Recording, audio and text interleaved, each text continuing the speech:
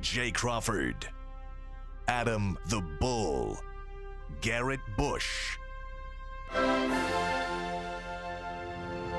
and so many big names, it would take me hours to say all of their names.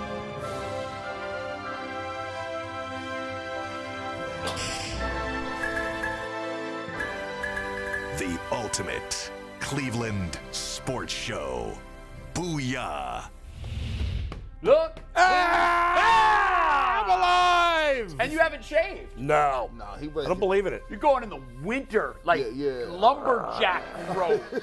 Grizzly Bullsums. I know you've got 2 weeks of pent-up Oh, days. yeah. Yeah. Hold them. Hold them. I know.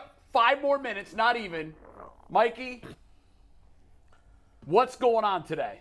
Okay, well, tag board's not working, classic tag board. Oh, but no. I can tell you what's going on today. All right. So, we can't show you. I promise it's real. You go on our Twitter. We said Bulls back on Twitter this morning. Yes.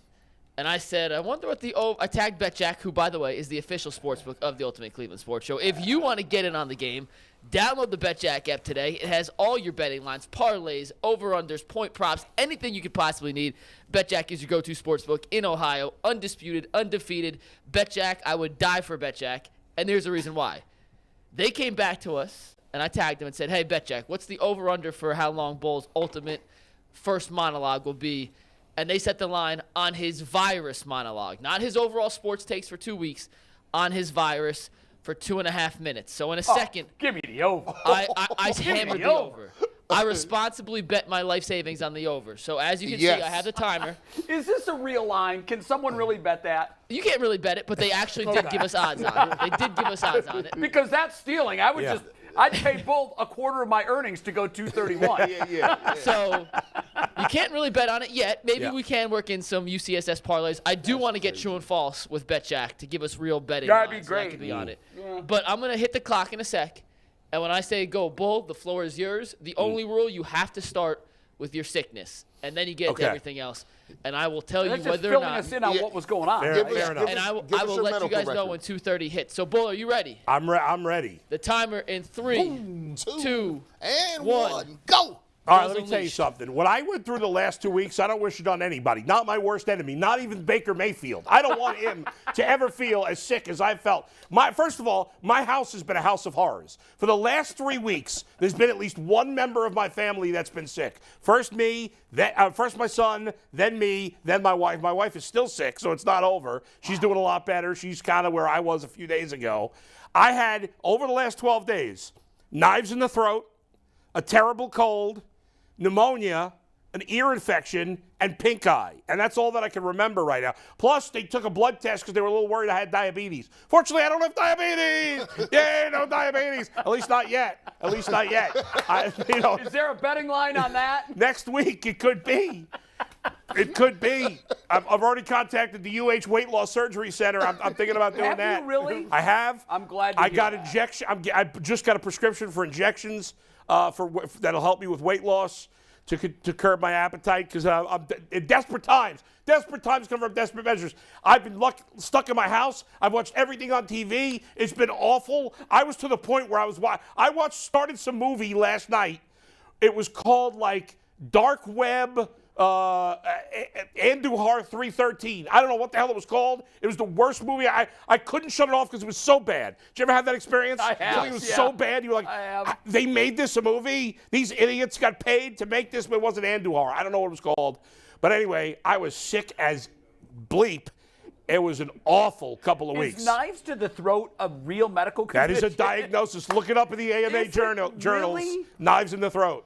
My goodness. bro. Wow, I thought you were making that up. No. By What's the our way, timer? I think he's done. I was under in just my medical stuff. 151. Wow. And now he talked as fast as humanly possible. I know. Well, He I'm just talked. fired up today. There's a lot of also other hit- things I want to get to. Are we going to do his hot takes from the 2 weeks? Yeah, we're going to do here at some the now, end? some at the end. Okay. Well, Some now, let some me at the go. end. Let me go We here, could guys. do 2 because hours on his takes. that we he could, says. but I'm going to keep it short Oh, and sweet. we got one more first, though. The other prop bet BetJack set was over under 35 seconds for a Baker Mayfield mention. 8 seconds. Way under on both. No way. Way under on both. There it is. Good It's job been on you. 2 weeks and 8 There it seconds. is. There it is. If you had to the get a under, you Baker got the Mayfield mention in. Bull, we missed you, my friend. Thank you, and I'm happy to be back. I was sick of being in my house. I couldn't stand it another minute. I barely left the house. It was crazy. Give us your Bengals thoughts. Well, I talked to him yesterday. I got to preview this a little bit. Well, Yeah. first of all, I hate people that complain about referees. They didn't lose because they're freaking referees. Right. They lost. I mean, that penalty led to them losing, but I don't know that they would have won in overtime, and it was a good call. It was unfortunate. Sure. You hate to see a game You end have that to way. call it. I mean, you but can't it was not the throw right it there. call, Yeah, it and I was. don't want to hear from whining fans that they missed this call and that call. Yeah. And that's not just Bengals fans. Every fan base cries about officiating. It's so annoying. You have two choices. Either you think they're cheating, and if you do think they're cheating, then don't watch the games, because what's the point if you think they're cheating? And if they're not cheating, then they're human beings, and they're going to get some right and some wrong. They don't hate your team. They don't hate my team. I'm not going to. You have the 1 minute when the call happens where you can scream and yell and act like a lunatic. I was upset, obviously, but the call was right. The loss was a crusher. My son was crying. I was bummed. It was a heartbreaker. It sucked. I thought the Bengals were winning the Super Bowl this year. It didn't happen. The Chiefs are a really good team. Now, politicians that talk about sports, shut the hell up. And this is not Republican and Democrat. They're equal idiots. I assume the mayor of Cincinnati is a Democrat. I don't know that he's a Democrat. I assume in Cincinnati their mayor is going to be a Democrat. He's an idiot. Sounded like a complete fool. And then this guy in Kansas, where is he? I didn't see another one. The Missouri guys. Where the hell's Kansas? It's Kansas City in Kansas or Missouri? It's in I don't Missouri. even know. I don't even know if it's in Kansas or There is Missouri. a Kansas City, Kansas. Right, but it's in Missouri. But the Kansas City is in Missouri. is in Missouri. So this congressman from Missouri, who I think is a Republican, but again, I don't know. I don't care what he is. Just happens to be. So I just want to say I'm playing fair. I'm What ripping did one he Democrat, say? one I missed Republican. his comment. He was just made all these comments about the Bengals that were stupid. Shut up. Don't be. And then making fun of the guy who Joseph Osai who had the penalty. I mean, the guy's crying in the locker room. You don't need to be a douche about it when it's over. If the players want to rip the Bengals, I don't care. What are your Mahomes thoughts and Kelsey can say whatever the hell he wants. Osai and the penalty. It's a stupid penalty. I'm not going to kill the guy. He's a young player. He made a mistake. Obviously, I love the way his teammates had his back. It's a huge mistake. He played a great game. I thought he played very well. We'll take him in Cleveland. He's a hell of a... Yeah, if you guys are done with them in Cincinnati, let us know. I am done with Eli Apple. He needs to shut the hell up. I don't like him. He's not that good. If Joe Burrow or Jamar Chase want to talk crap, that's fine. They can back it up. Eli Apple can't. He's the worst starter on the Bengals. Cut his ass, get his ass out of there. Wow. Tom Brady, I don't give a rat's ass that he's retiring. I'm not calling him the GOAT. I hate the word GOAT. I'm saying the GOAT 3 times just because I want to let you know that I hate that word. What And do good you for use? Tom Brady. What do you use? It's an acronym. I know, I just hate it. What do you use? Nothing. He's great. He's awesome. He's the greatest of all time. He is great. I got this knucklehead Rob Parker on Fox Sports saying he should be in the Hall of Fame. One of the dumbest takes of all time. Yeah. Well, let me give you a little background on Yeah. that. So Rob comes at this, and I've had many conversations with him as a coworker with him for a decade. He's got angst towards the city of Boston for obvious reasons. Yeah. As a black man in America who grew up in New York, he hates Boston by birth. Yeah. He has long looked at Boston's fan base as a racist fan base. That be what it is. I've always told Rob, don't heap all of your baggage onto one guy that happened to play It's there. ridiculous. That's It's ridiculous. He's hated Tom Brady from jump. He sent the tweet out, I love Rob, we are dear friends. Yeah. So I'll tell you, but I happen to agree with you. I won't call him an idiot. I don't like and never have, and he knows this, his take on Tom Brady. The He's tweet not that an he idiot. It's made- an idiotic take. Yes, you're right. He's a very smart guy. He's got a Yeah. journalism master's in journalism from Columbia. But that's- he's brilliant. But the take, he sent this out. He's like, when you're talking about Tom Brady and the GOAT of all time, don't forget to talk about the fact that he cheated and the Spygate and the Deflategate But he compared it to steroids. That's not the same I thing. know. Shout out That's a to- ridiculous. shout And out by to- the way, I think all the steroid guys should be in the Hall of Fame personally. But that's another story for another day. Right. Good for Tom Brady. Goodbye. I don't want to talk about him anymore. Guess And, what? You're going to see him a week from Sunday. 1 minute. Yeah. One minute, Bull. We got 1 minute before we got to get into Yeah, I you're had gonna one see other him a thing. week What from did I Sunday. say? Save the rest for the end. He'll I be feel like working there the was one Super other thing Bowl I with Fox. texted you about that I wanted to rant about, and I can't remember now. Mike. You said did you watch some shows? No, you said His Netflix bill this month, my $375. God. They just said, we can't charge you the monthly fee Yeah. because our box is You're smoking watching over so here. much. I just watched one terrible thing after the next. I'll save the rest. There's 2 things on here you sent that we didn't get to. We'll get to those at the end. Here's a tease for the end of the show. People complaining about Tyler Huntley making the Pro Bowl and Jacoby Brissett not. Oh, yeah. And then also your Netflix movies, what you watched, actresses. Yeah, and the actors Tyler you like Huntley. and don't Let me like. do the Tyler Huntley. Yeah, I wish that was a topic because Tyler I don't care Huntley. about the Pro Bowl anymore. It's not a game. It's just a tag. But the fact that Huntley, with his numbers and the little amount of Here's played, why it's not a topic, Jay. It is so stupid. I refuse It's to give so it more dumb. attention. But there's still- I refuse to give it more Tyler attention. Huntley getting picked well, to the Pro Bowl. Wait, hold on. Yeah. McNuggets, just because you think it's stupid, you don't care, doesn't mean it's not a topic. I refuse That's to give the stupid. Pro Bowl Tyler any attention. Huntley No, that's stupid. getting That's refusals. stupid. I'll Tyler take it Huntley stupid, getting but picked I to the Pro refuse Bowl to is give the it dumbest attention. thing I've ever seen in my life. Well, we're it giving it disgraces attention. the Pro Bowl. But arguing that Jacoby Brissett should be, he's not a Pro Bowler either. He's not, but neither is Tyler Huntley. Of course That's not. the argument. The argument was never that Jacoby Brissett is a Pro Bowler. Wow. Never. Obviously Jacoby did this Brissett was happen? better this year than Tyler Did you Huntley. see that When did this happen? Huntley got named as that 19th alternate? Whatever. Yeah. Okay, now that whole process. Get a guy from another position. I've They're not always playing thought the game that was anyway. stupid. I've always thought that. First of all, the Pro Bowl is stupid. You're right, McNuggets. Do you However, know be the do you want to know 20th the 3 alternative. Pro Bowl quarterbacks for the AFC are this year? Well, they're probably all guys that deferred. 1 isn't going, 2 isn't Yeah. going, 3. So It is. We're arguing but it's options always been 8, that. 9, and 10 But for the quarterbacks. I'm not arguing the Pro Bowl. I think that's stupid. I do. Yeah. I think it's a popularity contest. Conklin's in this year. Yeah. Stupid. Doesn't Dumb. deserve it. Doesn't deserve it. I've watched him with my eyes on Neither every does Wyatt snap. Teller. Jack Conklin? I'm sorry, Teller. Teller, yeah, yeah. Yeah, Teller, Okay. not Conklin. Teller. Teller, not Conklin. So here's my beef with the whole thing. If you're going to do it, and you are, they did, you're going to give it to Huntley, a guy that played 4 games he started. He threw 2 touchdowns. How the hell's he? Whoever made that call, how are they saying It's absurd. that he's more deserving? Because it is Well, dumb. why isn't Trevor Lawrence in there? He is. Forget He's going. Jacoby. Oh, Yeah, he is. So He's who are he's the the three guys three- now? Carr. The 3 quarterbacks who will represent the AFC. Yes. And this is no joke. This is option 8, 9, 10. And by the way, there's no football game. There's a it's flag dodgeball. game. It's dodgeball and flag Yeah, football. I mean, it is so- Trevor Lawrence, Yeah.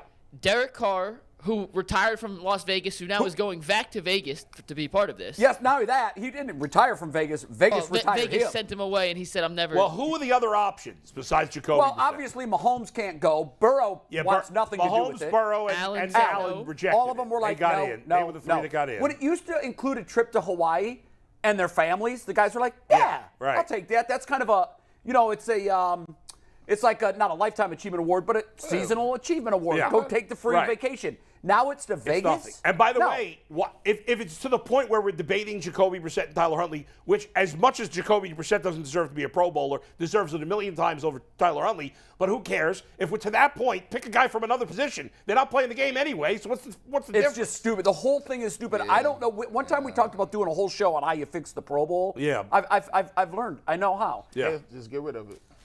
I actually like that they're doing these other events much more I than do the Pro too, Bowl. but that should be fun. Question. Don't call it a Pro Bowl. Just go have fun. Do a Yeah. Superstars contest or That's whatever what you they're want to doing. do. Yeah. But to think that the flag football game, and by the way, that isn't going to end well. Now, I know this was sand flag football, but Yeah. remember when they used to play the rookie Pro Bowl? Yeah. And it was a flag football game, and the running back from the Patriots, Edwards, I think was his name. Got hurt. Destroyed Tore his whole leg. ACL and never played again. Yeah, they shouldn't. They should just do the dodgeball is good and all these other I'll events. watch dodgeball. So, I'll watch dodgeball. Bottom line, it's great to be back. I feel great, and and it's just good to be here because I was losing One my thought mind. on the Is that all of them now? Yeah, there's a couple of He's got his things we'll moves. save One for thought later. on the Pro Bowl, then Jay tease the rest of the show. We'll get into it. All right. Why not just name Pro Bowlers and don't play the game? That's what I said. Yeah, that's Just name them. That's what I said. Yeah. The game, Yeah. the ritual of the game. First Just of all, name the starters, none of these alternates. Yeah. No, that's what I'm saying. Yeah. Like Mahomes you know what is it a is? Pro Bowler. It's the all-pro team. Just that's it. That's we right. don't I agree, need this 100%. nonsensical because in our minds we already know the huge distinction between all-pro and Pro Bowl. We Yeah. know it. Of course. We know what that distinction is. Name the starters for the Pro Bowl, no backups, that's it. That's Yeah. all. Thank you. All right. All right, Jay, tease the rest of the somebody's show. standing at our door wants to get in. Could anybody I see? think this guy's coming in clean, but we can't that- come in during the show. That was kind of Yeah, creepy. drop I bet don't Jack know. Anthony. Go see us at the door. Yeah, he was he wearing an walked Ultimate away. Cleveland Sports Show shirt. It may have been our Is it Dwayne? custodian. I think it was Dwayne. I couldn't tell because the glare on the glass, but Hey, it man. looked like Dwayne. Hey, Did he walk away? Does he need to come in? you know me. Like, Dwayne's got a key. Well, see, maybe he was just checking us out. hey, man, listen, man, y'all Dwayne's the homie, by the way. Thanks, Dwayne. Hey, Dwayne's awesome. Hey, y'all too inviting, man. Black people don't be doing that. Who that? Who that at the door? No, I know Dwayne. Hey, I don't know. Dwayne's the man. I said, let me go ahead and. Dwayne's a huge sports fan. Let me He go watches ahead us and. all the time. I That's know why he does. I'm shocked that he come down here thinking to clean. He knows when we're on. Yeah, maybe he just was checking us out. Maybe he just wanted to get a glimpse of Bull back in the building. Don't make me take my It mic could be. off, He may have Dwayne. saw the tweet we put out of Bull walking in. I will take this Can we mic play off. that? You won't have the music. Is the Damn issue. it. Let me go. I got to get my stuff up together. And tag board's not working either. So I come back and tag board's not working. you broke Okay, tag board. Your presence broke tag quickly, board. today's show, we're going to hand out grades here in just a second. We're going to hand out grades on the coaching staff, not one coach in particular, the conglomerate staff of coaches on the Browns. How did they do? 4 categories, good categories. We'll pass out those grades. DeQuell Jackson is going to join us bottom of the hour.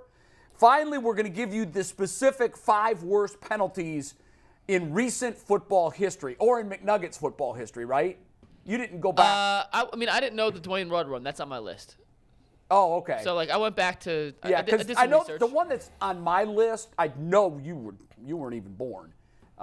In fact, I don't even know if you guys remember this. You'd have to probably be 45 or older. I you might, just because you go down the YouTube rabbit hole, you've seen it. We're playing I think, and that's all I have on that. It's NBA edition. Okay. I think. So you're going to throw things out there, and we're going to tell you what we think. Is that I'm going it? to tell you what I think, and you guys tell me why I'm right or wrong. Okay. Is JB the right coach for this Cavs team? Question. We're Very going good to question. dive into that. As much as I wanted him to be the right guy, I've gone into the camp now. I don't think he is. And we're not going to do final takes, are we? Because I had an interesting one that I really wanted to get Bull's take. Then we'll do it. Okay. Bull got all his stuff out early, so I built some And I time do at have the to, end. and I do have to shout out somebody. There was something that happened with Ohio University. I think I shot it. All right, so we'll do final takes then. Okay, We'll good. make sure good. we get him in. All right, we'll Make try sure to we get save him the in. time. Beautiful. All right, how do we want to start grades? Bull gives the grade Bull's card? up first. All right, Bull, you're up. I'm up. Let's see my grade card. Here we go. There's a report card. In-game adjustments. The Browns get a D. Oh, my God, ours are almost identical. What can you say? I mean, I probably could have given them an F. The Browns, this was something that I thought actually Kevin Stefanski in his first season did a very good job with. I thought he was a really good adjuster. And he's gone backwards on this. And if he can't turn it around this year, well, he's going to lose his job. The Browns seem to never be able to adjust. They were good on the first 15 plays. And as soon as they went unscripted, it's like they forgot how to coach.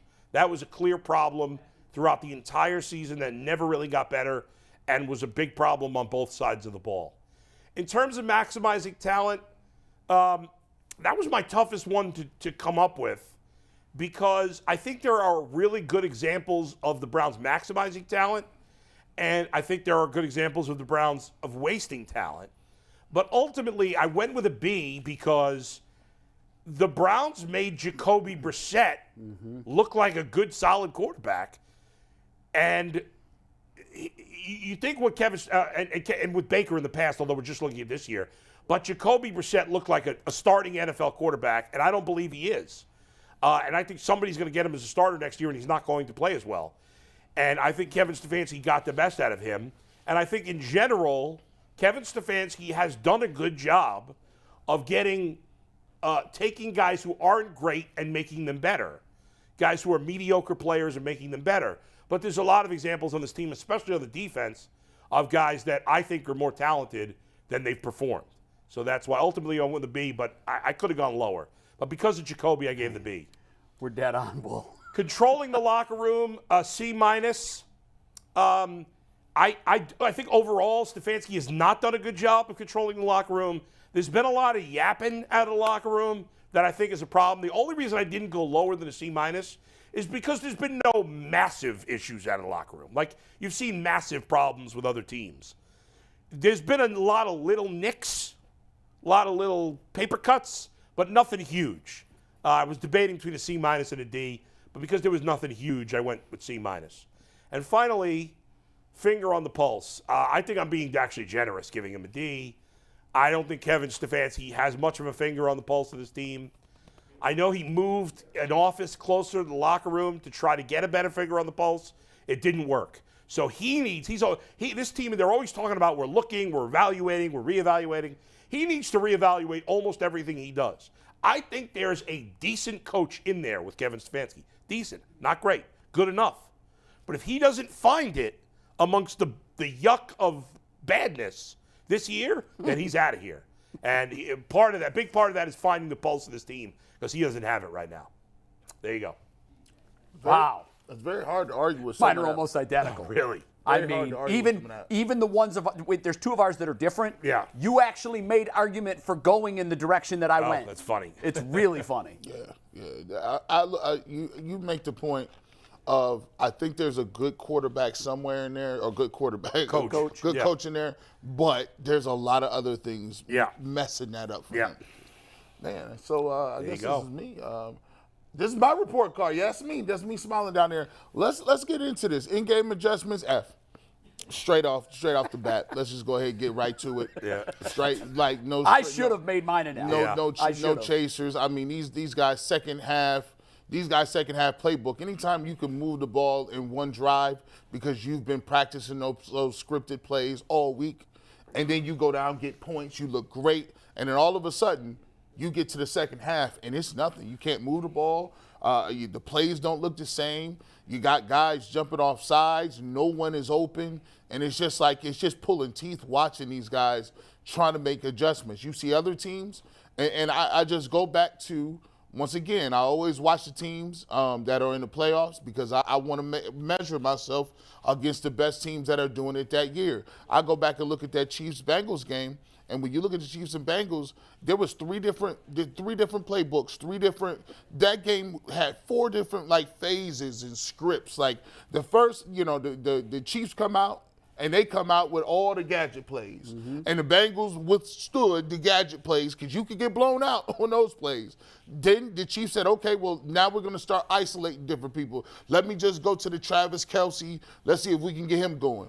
They scored a touchdown on that. Bengals came back, made adjustments. It's like, well, you're not getting that off no more either. And then it gets to, well, okay, let me just lean on Patrick Mahomes to kind of deviate and move and kind of make plays. The Bengals were like, well, listen, we got something for that too. We're going to make plays on the football. We're going to get some turnovers. So when you look at that, those coaches and those teams made changes not within halves. They was doing it in series. Within drives. Within drives. Yep. So that's where the Browns need to get, and obviously it wasn't where it's at. Maximizing talent, I didn't kill him on this. I go a lot to what Bull was saying.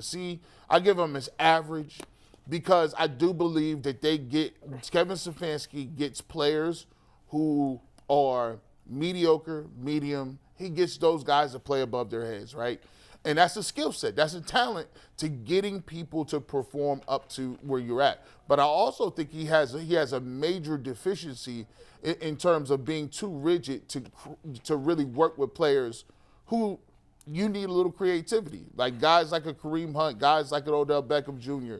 And it's just not about those names per se that didn't work out. It's about guys who have a different skill set. Somebody, one of my bosses, he said this, and it was brilliant what he told me. He said, I didn't get it at the time, but he said, sometimes you're not gonna have A playmakers all the time. You're not going to have A's. You're going to need to get the C's to the B's and the B's to the A's. And he says sometimes you got an A playmaker that has playmaking ability, that's a player, that's an A, that you got to figure out some different ways to motivate that Get guy. even more out of him. Like Myles Garrett. Right. We all think he's got another level good as he is. Where's that next level that the Andy Reids are getting, right, where he's getting Patrick Mahomes? I think Patrick Mahomes is great. What's so scary about them is he gets Patrick Mahomes easy throws. And he knows he can make all the hard ones to talent. He gets them to go above and beyond. So I think I can't if he could just turn on that aspect and work with players, I think that's a communication piece. I think that's something you can work on. And if you give players a more of opportunity to come in and tell you, hey, these are the plays I like, these are the plays where we can get creative, I think you can work on that trait. So I give him a C. Control of the locker room, I give him a D. It's too many people talking out of turn. There's a lot. Once again, I'm watching these other teams. I don't hear, I can understand. I don't live in those cities, but you're not hearing some of the stuff. Think about it. You got Jadeveon Clowney. This is happening all the time. This is in season. You had a problem with Jarvis Landry last year. You had a problem with Kareem Hunt before the season. David Njoku, before he got his money, wanted to go. Myles Garrett said multiple things going back and forth with Joe Woods and something. Yeah, you even had coaches. What defensive secondary coach gets to talk? Right? Who says, yeah, man, we really got. That's why Belichick lets no other coaches talk. None of them dudes, Jay. None of those guys. Because what happens? You say something stupid, or you get mixed messaging. Right? Who says we had a more difficult time guarding them because they had less talent on the field for the Bengals? I've never heard much. That. I've never heard. So when you got, and then you even have the kicker on the sideline being like just face fighting with you. What you doing? Why can't I kick that 50-yarder? It was more like a 62-yarder. It was like a 70-yarder. Yeah. You got your kicker who's making 75% of his kicks. He's giving the FU face. He's giving you the face fight. I'm going to see you tomorrow. Like, come on, bro. Get up out of here, man. Like, I give you a D. Finger on the pulse.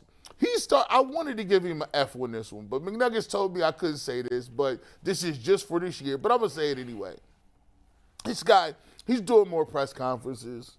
He's trying to be nicer to the people, the media. He's trying to this is the case of me being like, I went to counseling one time. I was like, she was like, I want a divorce. I was like, I want a divorce too. So then you automatically got to go to counseling, right? You do? No, you don't. So that's what I said. You just get a divorce. Right, you just get a divorce. At some point in time, like, it does you no good to sit here and put on a different face. It feel like he's in counseling forced. Put it on a different face because they're like, yeah, you see this kind of hot. You might want to tell these media guys what's going on or give them a better press conference when you go 7 and something and go in the basement. So I think right now he's in forced counseling. I know you're trying to smooth it over and do your thing, and I appreciate the effort. But the bottom line is you should have been doing this like G. Bush told you a whole 2 years ago. You could have bought yourself some time, Kevin. Now you looking at 4 to 6 games. It is what it is, like Bull said. You got to come out to shoot smoking. I wish you would have got this a little bit earlier, but I give you a D for understanding the polls because now there's the consequence time of your tenure if you don't get it done. By the way, real quick before you put up Jay's report card. So Pat Shermer was here 2 years, right? He was head coach 2 years. Was it 2 or 3? I think he got 2. Did he get 3? I can't remember. Can you look that up real quick? Is Shermer 3? How many years Pat Shermer was here? Whatever it was before his last year, I think it was the second year. Like we had been on the radio show, Dustin and I had been killing him, just killing him. They did the same thing to him. Deservedly so. They did the same and thing to him. They set up a meeting with Dustin and I in his office. Yep. Because they're like, we got to talk. They did the same thing, and I found Pat to be a really nice guy. I liked meeting with him. It's harder to stick a knife in him. Yep. It was. I felt bad, but I still ripped him just. Sure, you have to. That's except your I job. felt bad when I did it, but it didn't matter because you got to do what you got to do. Right. But it was smart. It was a smart move by him. To G. Bush's point, it should have happened. It should have been that way from the beginning. Jimmy Donovan, who's the play-by-play guy of the team and probably has more cachet than any member of the media in this town. When his lips are moving and it's about the Browns, more ears are tuned in than anybody else in town. Period. Especially including Mary Kay. Especially he's a voice. Like and so that's the number one reason. The second reason is during his time here, he has, and this takes years and years to do, and you have to have the comfort in your job security to do it. Right. When he sees something that looks like a flaming pile of dog crap, he calls it that. And that's why people listen to him. Even though he's a paid member, he's state media. Yeah. Right. But he does his job so well that there is no insulating the Browns from Jimmy's thoughts. Right. Watch some little 2-minute clips on YouTube after the game. They routinely get 15, 20,000 views like that. That was kind of harsh. I'm like, I'm the Duke of knee jerk. I don't know if you can. He says it how it is. And about a month ago, just after the season ended, he came out and he ripped the Browns for not being transparent enough. He hears every fan say the same thing about the news conferences. He doesn't say anything. Kevin says the same. We got to do better. We're going to do better. We got to get better. We're going to do better. We know this isn't acceptable. But you're not saying anything. It's very frustrating. And so Jimmy came out and said, you got to pull back the curtain. These fans are different than Lions fans. These fans are different than a lot of other fan bases. We have stuck around in the face of horrendous football for 3 decades.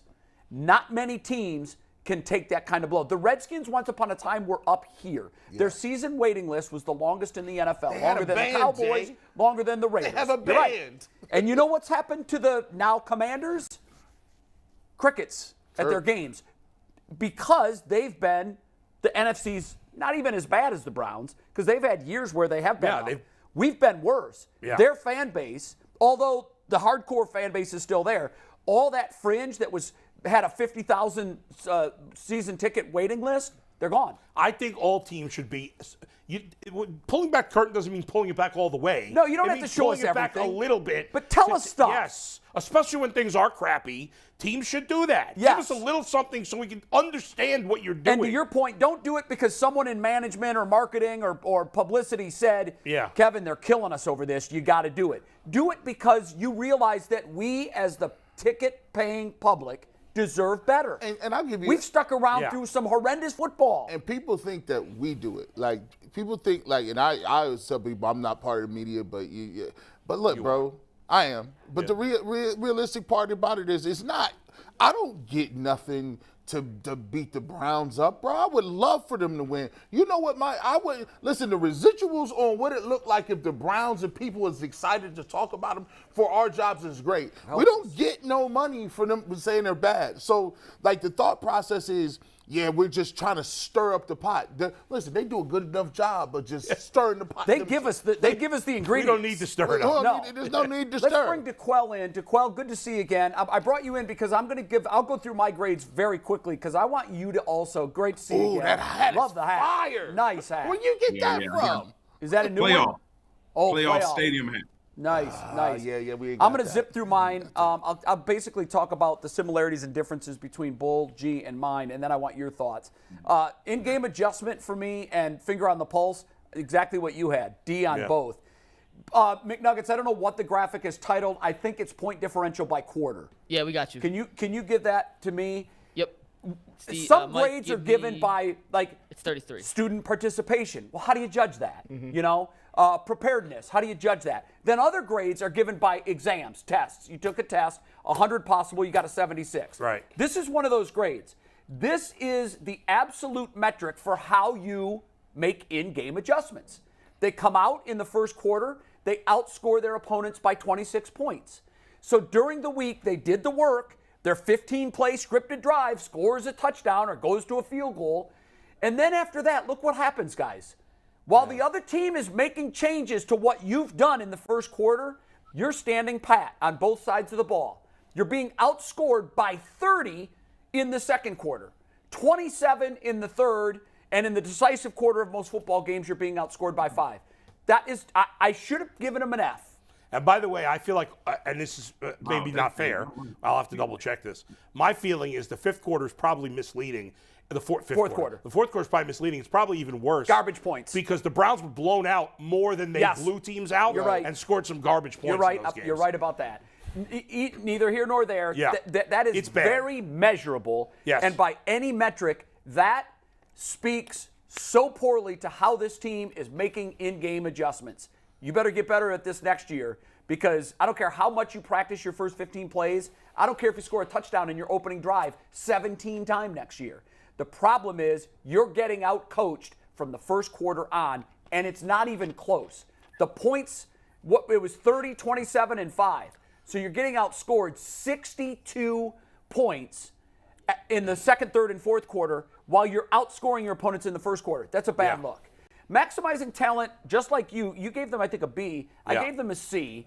I thought Jacoby Brissett, I couldn't give them anything less than a C strictly because of what he did with Jacoby Brissett. Yeah. The guy is the quarterback whisperer. We saw what he was able to do with Baker Mayfield. We saw what he's been able to do with Jacoby Brissett. We saw what he was able to do with Case Keenum and another backup last year in games they should have gotten blown out, and they were either in or won because Stefanski gets his quarterbacks ready. DPJ and Poachers, too. You're right. DPJ, Pochich, guys that made huge jumps.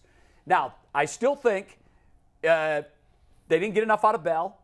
They saw enough out of him on draft day to take him, and they thought they were going to get something out of him. They didn't. I'm not going to kill him for Schwartz because this is just to last year. So we're just going to keep it to things we saw last year. The next topic, controlling the locker room. this was really hard for me. This was the highest grade I've given in either offensive, defensive, or coaching. Here's why I gave them that. I know you gave a lot of examples of things that happened before this year. Mm-hmm. Had I done that, it would have been a D. Because there were the Beckham and Baker deal, I thought was poorly managed. Yeah. But I can't hold them.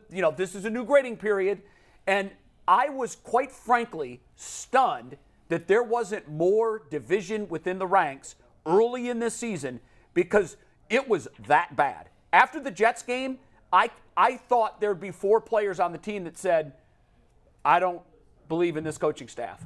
At what we just went through, I don't believe in this coaching staff. But we really didn't see that. No. We did see the Jadeveon Clowney. That was late in the year. Last game of the year. So that's why it wasn't a higher grade. But quite frankly, based on the kind of season they had, 7-10, based on the defense at times being over the last quarter century, the all-time worst run-stopping defense we've seen in the last 25 years, the fact that we didn't have more players coming out saying, what the hell's going on here? We're better than this.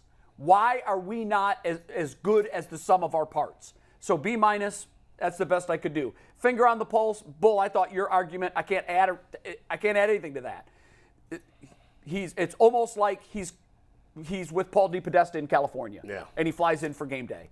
Because I just don't think he had the finger on the pulse of this football team. And that, to me, that's the most important thing. Why is Philly having so much success right now? I mean, Sirianni's a good coach, don't get me wrong. They've completely bought into him and his messaging and his mantra. I saw the same thing happen in Tampa Bay in 1 year. Dungy was there. He had one very distinct style. It was not a fire and brimstone style. They had all this talent and kept underachieving. They bring in the fire and brimstone guy. The team rallies around Gruden. They love this guy the first year. They win the Super Bowl. Sirianni's going to win a Super Bowl this year because his guys will follow him. You think they're going to win, huh? I do. They're going to follow him to take any hill they need. And I just don't see our team following our coach to take a hill. Did DeQuell fill out one of these questionnaires? No, but I was filling it out as you There guys you were go. talking. Okay, great. I would like to hear it. That's why we brought you in for the end here, so you can sort of tell us where we were right, where we were wrong. Yeah, so and before you showed in terms of in-game adjustments, before you showed the graphic of how the team progressively got worse from the first quarter to the fourth quarter, yes, it reminded me, it actually changed my grade. I had them at a D, right? And that actually, by seeing that graphic, it should be an F. Yeah, but then I started thinking, you're right. Yeah, and then I was like, okay, let's go back to the beginning of the season. What actually happened? I think a lot of that had to do with the defense, because if the defense would have played marginally better, I think that could. I mean, it would have been marginally better, but not like from a D to a B plus or anything like that. Right. But you were spot on. A D is the grade I give them. Listen, the first half of the season, Jacoby Brissett played well. This team played, productive football from the offensive side of the ball. But as we all know, as the game unfolded, once the opponents locked in on what they were actually doing, that creativeness wasn't there. It was very vanilla in terms of an offense. So, I'll stick with a D. Maximizing talent. Wow, you guys may jump on me about this. I give them a B minus. Only because I was a C. If you remove Jacoby Brissett from this equation, then it's a C minus. I think because he played very well in the first half of the season. Now, he was put in some tough situations early in the season, the Jets game being one that stands out. And I remember interceptions late in the ball game when the ball was in his hands when they had to go down the field to make a play. But I agree with you, Jay, in terms of David Bell. David Bell was like a ghost this year. You didn't know when he was on the field. When he was non-existent. He wasn't a contributor. And a guy drafted that high needs to be a constant contributor to the team. So maximizing talent, I'm going to go B minus. And Jacoby Brissett goes a lot of that way. Now, DeQuell, I can see where you say B minus. Like, I look at it. B because of Jacoby mostly. But we got to also look at Nick Chubb had 1,500. You look at Amari Cooper. He had one of his best seasons that he's had of his career. That's true. Yeah. So I mean, guys played well. Miles Garrett had 16 sacks. I mean, It's Right, not like right. they were garbage, but it's like it's a difference between But the top. what you're explaining there Right. is Bull has appropriately named it the studs or duds. Right. And I don't even think you gave it the name based on this team. No. But when you look at Yeah. the Browns right now, they seem to be studs and duds. They are. They've got some Yeah. Problem. They have Right. 3 likely Hall of Famers on this team. And 1 playoff win. They're very top heavy. Very top heavy. Yeah. There's no that you need the like grass level guys to play better. At your 3rd, the 4th, and 5th round guys, your undrafted guys that you bring in, they have to be contributors, and I think that's the biggest pendulum swing with You the look team. at DeQuell. You look at the 4 teams that were in the conference championship games: the Bengals, the Eagles, the Chiefs, and the Niners. Those teams are low. Yeah, all those teams have some stars, but where those teams are really loaded is with those 2nd and 3rd tier players, the good Right. players, guys that are never going to the hole, that most Right. people will forget about 20 years from now. But if you bring it up and say, hey, remember that guy? Yeah, he was a hell of a player. He was a really It's good like player. their stars elevate everybody That's else, it. and for some reason our stars didn't elevate everybody we else. don't. The Browns don't have a lot of those good, solid guys. They have more than the average team of By stars. the way, I think the Bengals are a great example of what you Bengals just are a said. great example. No I doubt. think what No we've doubt. seen them do on defense, credit Anarumo for a lot of that. Yeah. But mostly it's the same guys. And Bengals don't have. I don't these even guys think are they have playing a out of their minds. I think DJ Reader is their best player on defense. He is Yes. he's a Pro Bowl, All Pro. He wasn't an All Pro, but he's that caliber of player. Everybody Right. else on their defense is just really good. Right. Really good. They play well together. They play Yeah. well together. That's it. Yeah. And you're exactly right. It's a bunch of young guys, a bunch of no-name guys. Other Yeah. than a handful of guys, the offense takes the bulk of their celebrity. But you're right. That defense, that team itself is just an example of playing team ball and playing together and believing in the message. And guys just seem to get along. And I'll say this: they seem to have the right guys in terms of leadership in the right places in order for that team to move the way they are. And it starts with Burrow. Burrow is, he's an ultimate leader. He wears it. He is who he is, and I think it permeates throughout the rest of that team. We got to get that. We got to get Amaruno, whatever his name, Amaretto, Sowers, whatever. We got to get him up out this division, bro. Yeah, I'm rooting for him to take one of these He need to coaching get a job somewhere. He making it tougher over there right now. I don't like that bull. I know. They're solid over there, man. They really are, and they're only going to add more pieces. And especially while Joe Burrow's on his rookie contract, you really got to load up. So that's a scary sight for the Bengals and for the Browns moving forward, knowing how scary this team could be right now and how scary they will be in the future. What do you got for the last one? Finger on pulse. Finger on the pulse. Because of all the things, you had your guys, the star players play well. I don't think there was any guy that we thought, aside from the defense, offensively, that's where Kevin Stefanski spent most of his time. It's clear. He got the most out of this team offensively. But, towards the end, I've been in the locker room where you're not winning games and, your message starts to get lost. Guys stop paying attention. And then you have guys like Clowney towards the end just, speak out of turn and just tell his truth. But I give him a C. And that's very generous.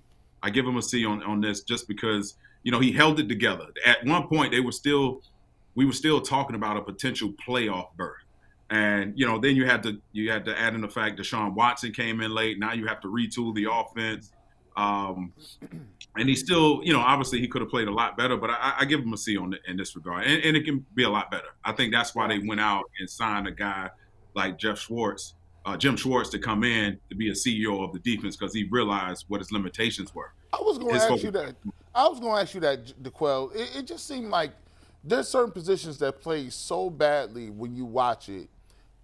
I'm not sure if they were being coached up correctly. I'm not sure what attention to just when you go through the individual drills, the block shedding, the how you approach stopping a run, the fits. I'm not sure that they was being even coached at that level.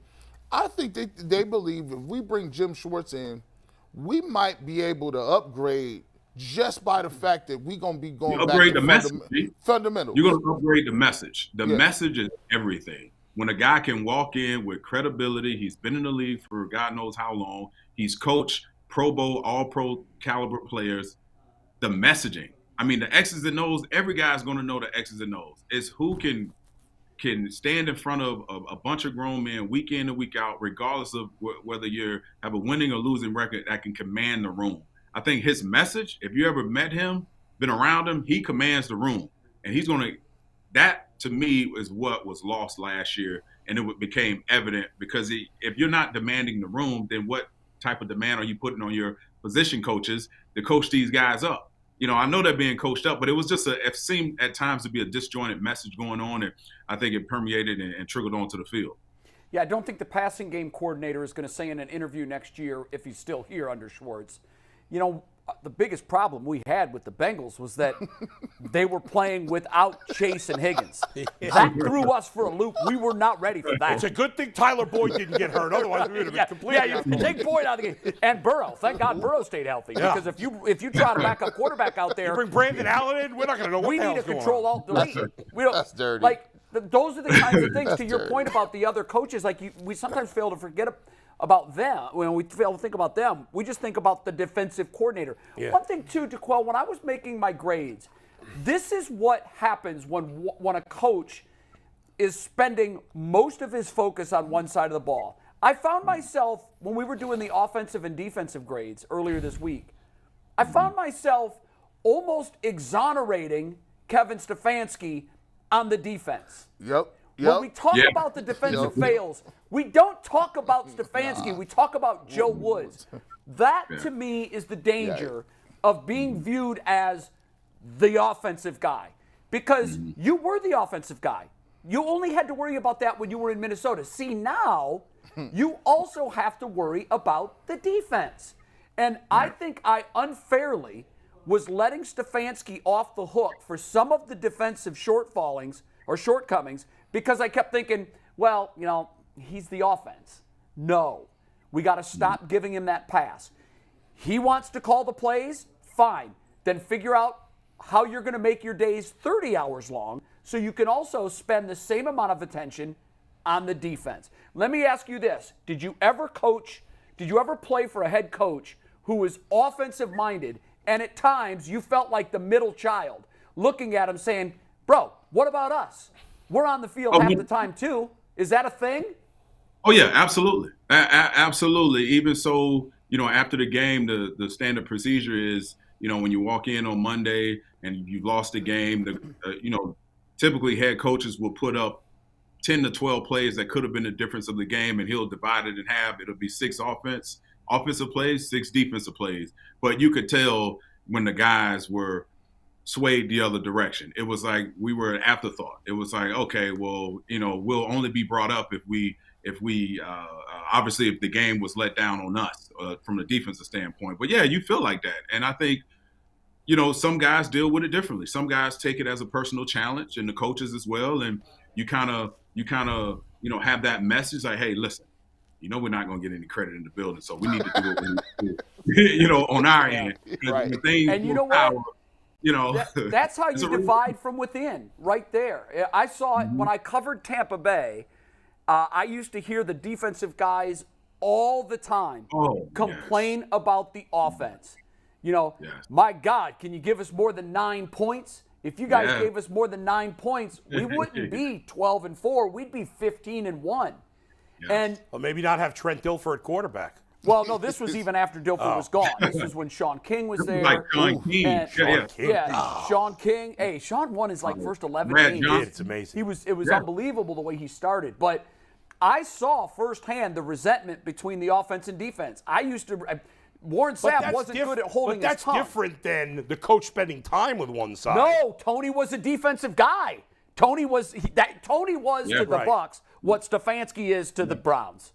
It can definitely divide a locker room. And Tony was, you know, because he was spending he's the architect of the Tampa Cover 2. You know, the cover 2. Mm-hmm. Right. Like he was so good on defense that he spent the bulk of his time where he knew what he was doing. And I think the offense was looking over at the defensive side saying, yo, Tony, we need some attention.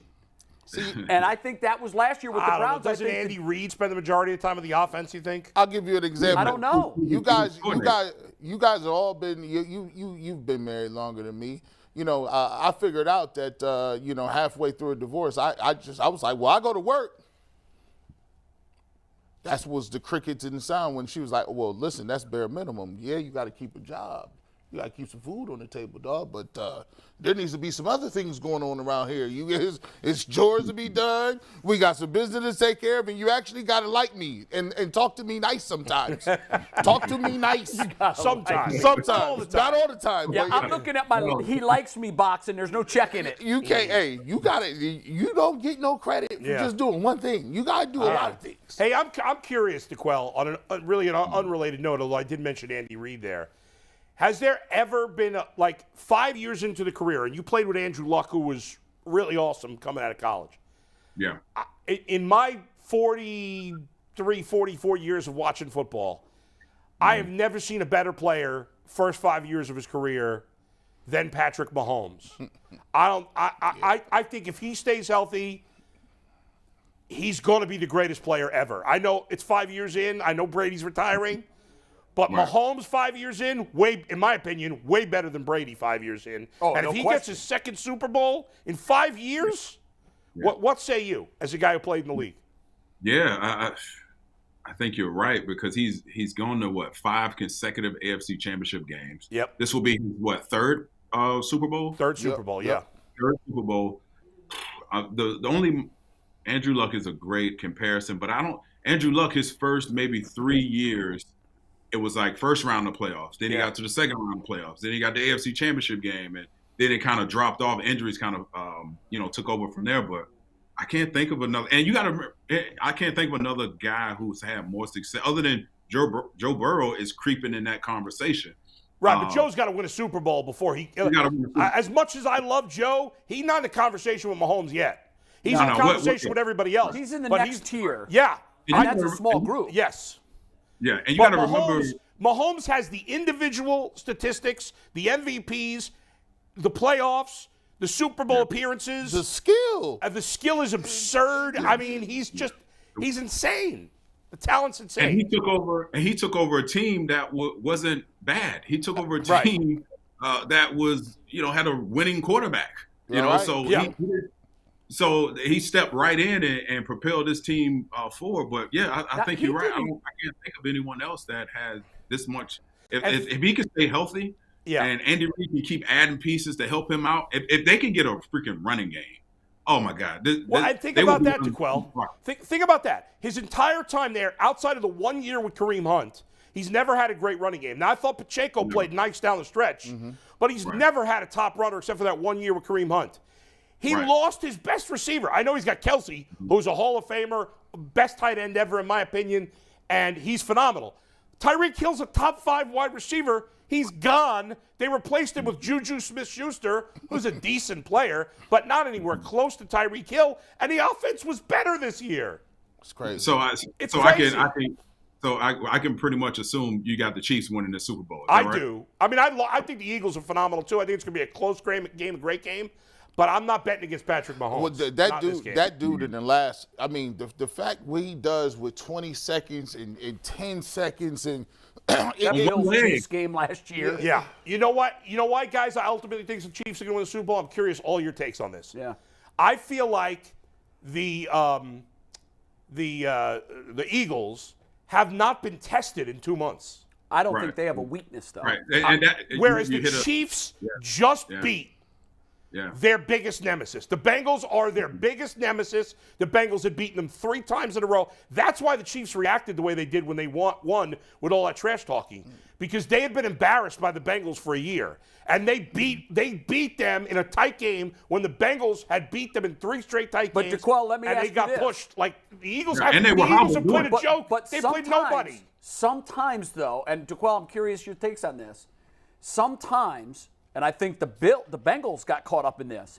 The Bengals put so much into that Bills game, so much into it, that ultimately they weren't ready for their next opponent.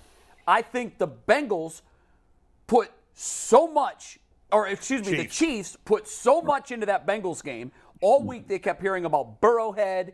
You can't beat this team. Yeah. They have your number. Now, meantime, Philly, and their path has no question been easier to get to where they are.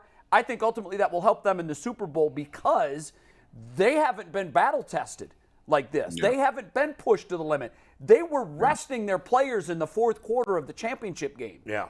And I don't think they have a weakness. I think they're strong in every single area. Defensive backfield, up front, running game, passing game, quarterback. I don't know where they're weak. Before we give it to DeQuell to see who you believe or who you agree with or don't agree with, this comes down to one Jalen Hurts.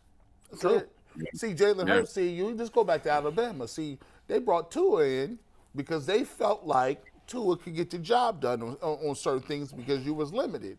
Now you're going to have an opportunity to say, okay, I'm going head-to-head with Patrick Mahomes.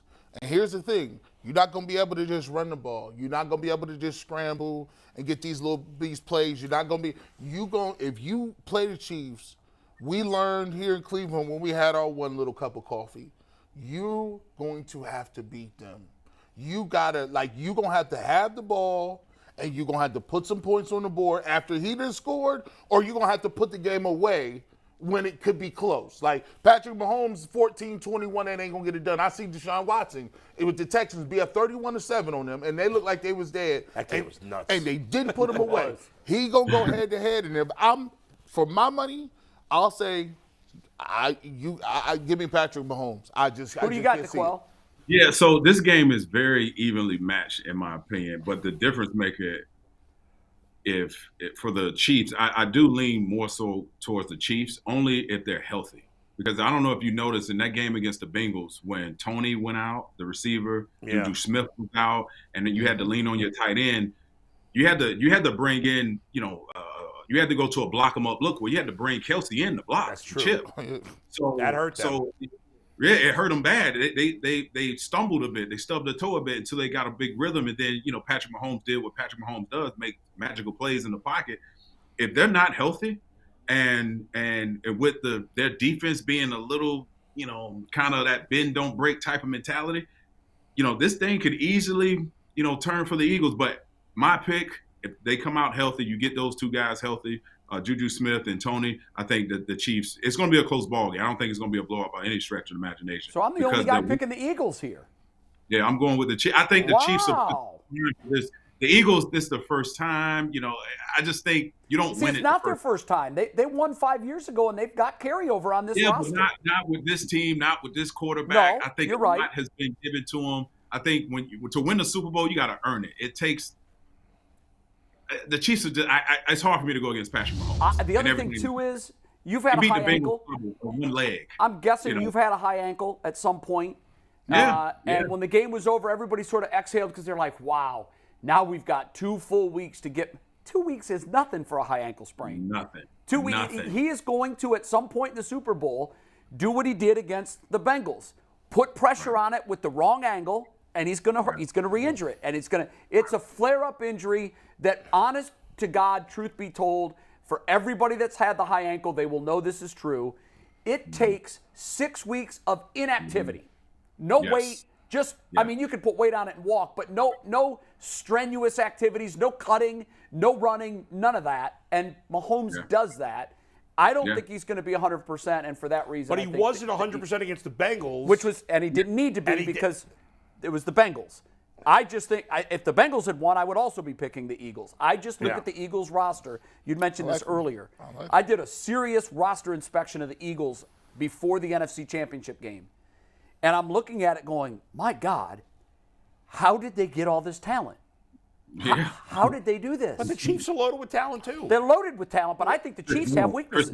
I don't think the Eagles do. I don't know. I mean, the Eagles have had like 2 first-round picks in like 2 of those. And since the 5 years they've had. That's how you do it. They've been top. But they've also gone out and acquired players. Yep. A.J. Brown. Which the A.J. Brown best thing, free agent signing of the offseason. Unbelievable. And then they added in Ndamukong Suh. That was a trade. Right. If For Reddick? Oh, Reddick. I thought you said No, A.J. Brown. A.J. Brown's a trade. Hassan Reddick was a free agent. Yeah. But the Brown thing, I'm still like, confused. I'm confused. how did that happen? How did that happen? Why? And then, Ndamukong Suh, if he makes one big play in the Super Bowl, that Yeah, deal but was worth ultimately, it. guys, the Eagles were this good this year because Jalen Hurts went from just a guy to a MVP caliber player. I think he did that because of his head coach. I do. I think that's unfair to give the coach credit for. He was. why we get Hurt, by the way. Not too much credit. But Not the too same much thing, credit. we're doing the same thing in Tua, in Miami with Tua. I'm still not sold on Tua. I'm more sold on Hurts than I am on Tua. I don't know that I'm sold on either guy. Here's what I am sold on. Yeah. They work with the guy that's there now and the people that are there If I had to now. bet on one of them being better in the next 5 years, I'd bet on Hurts over Tua. I would too. But I don't think that Hurts, we're never going to be talking about Hurts like we talk about Mahomes. Philly's going to win because they've got a capable quarterback. Kansas City's going to win because they have an all-time great quarterback. Agreed, but I think Hurts is better than capable at this point. He's got to prove it for more than 1 year. I agree with that. And DeQuell, it's about the system. It's about the system. By the way, guys, listen to this. The Saints are interviewing former Browns defensive coordinator Joe Woods for their D.C. job. He'll work again in the league. Joey Woods, what do you think about that? You going to call your buddies in New Orleans? Do you have any buddies? I do. Ross, he's over Locked On Saints. I hope they don't watch the Ultimate Cleveland Sports Show. Oh, he does. No, I'm hoping the Saints management does it. And McNuggets, don't forward that graphic to them. I will not. I do have two things for DeQuell, though. Yeah, what you got? Okay, DQ, this is the last time we're going to talk before I have to do stand-up comedy next week at a big Wait, you're doing stand-up club. comedy? Yeah, I lost dog. our fantasy league. I got to do stand-up DeQuell doesn't comedy. know I about got to this? open for Polk. I forgot about it. Yes, that's right. Wait, you're really doing this? Yeah. Next Wednesday. So if yeah. you can, God. if you can get a ride over here, bro, we're going. The whole group's going. I'll comp Yeah, your that ticket. I will heckle the hell out of you. Oh my god. Please. But DeQuell, my question for you is real quick. I finished writing my set yesterday. This weekend, if you got 10 minutes, let me run it by you. Okay. If you laugh twice, that means these guys will laugh 10 times. You're a tougher audience than them. I told him, listen, I'm going to give him a little leeway on some of his jokes. I said, listen, I like that. Go ahead and run that by me, dog. G. Bush approves. G. Bush liked one of them, DeQuell. I think it's going to be pretty good. Secondly, this is a text from Tyvis that I need to read word for word. Oh shit. Quote, can you put me and DeQuell in some sort of box? There you go. Quote from Tyvis. Tell DeQuell he want to be me wearing Cleveland hats. He the biggest flaw. Hated on JOK like that. LOL. Bro, listen, Tyvis, you have one Guardians hat. That hat he got is better than every hat and helmet you got right now. I'm sorry that I don't have that hat. He got an inside job for somebody that knows somebody to get that hat. No, Tyvis, you are incorrect. I'm texting Tyvis right now, guys. Well, I want to tell you how badly you got into Tyvis's head on Wednesday. Okay. It was good. This is it was a good. true story. Yeah. I was making a point to Tyvis about how we see ourselves and how that's so different from how everyone else sees us. Right. And what I said, Tyvis, when you look in the mirror, you see perfection. You don't see any flaws. But when other people see you, they just see you differently. And Right. DeQuell was watching, and he texted and he said, Tyvis, you're flawed. Now, that's what it was in reference to. It was a callback to that conversation. Right. Dude, 3 times during the show, he looked at his phone. He's like, the hell is he talking about? I'm flawed. When the show was over, he sat there quiet for 2 minutes staring at his phone. He was quiet. Oh wow. And then he goes, man, I still can't figure out why DeQuell got to text me and tell me I'm flawed. When I finally broke it down to him, he was relieved to know that you were joking and that you weren't seriously looking at him as if he might have a flaw. That man has thin skin, and you're living in his head rent-free. I'm so glad you told me that. So I'm going to lay it on him right now. That's true. He was checking his joint like he had the lottery number. The lottery. But he responded immediately. I don't know how he responded to my text. I was like, okay, maybe he must have forgotten or something like that. But I'll make sure He did. I send You know him what? You know how it was, DeQuell. He doesn't pay attention to anything anybody says but him. He was being ridiculous. He was being ridiculous last week. And He was. was being very ridiculous. He was about in his bag. Eli Apple. He was in his You know, I was bag. like, come on, let's bring you back down to earth. Yeah. Somewhere Leroy is taking notes. He was carrying the banner for the Eli Apple parade, and there were only 2 people in the parade, Tyvis and Eli, and that was it. That's it. Yeah. Boy. No.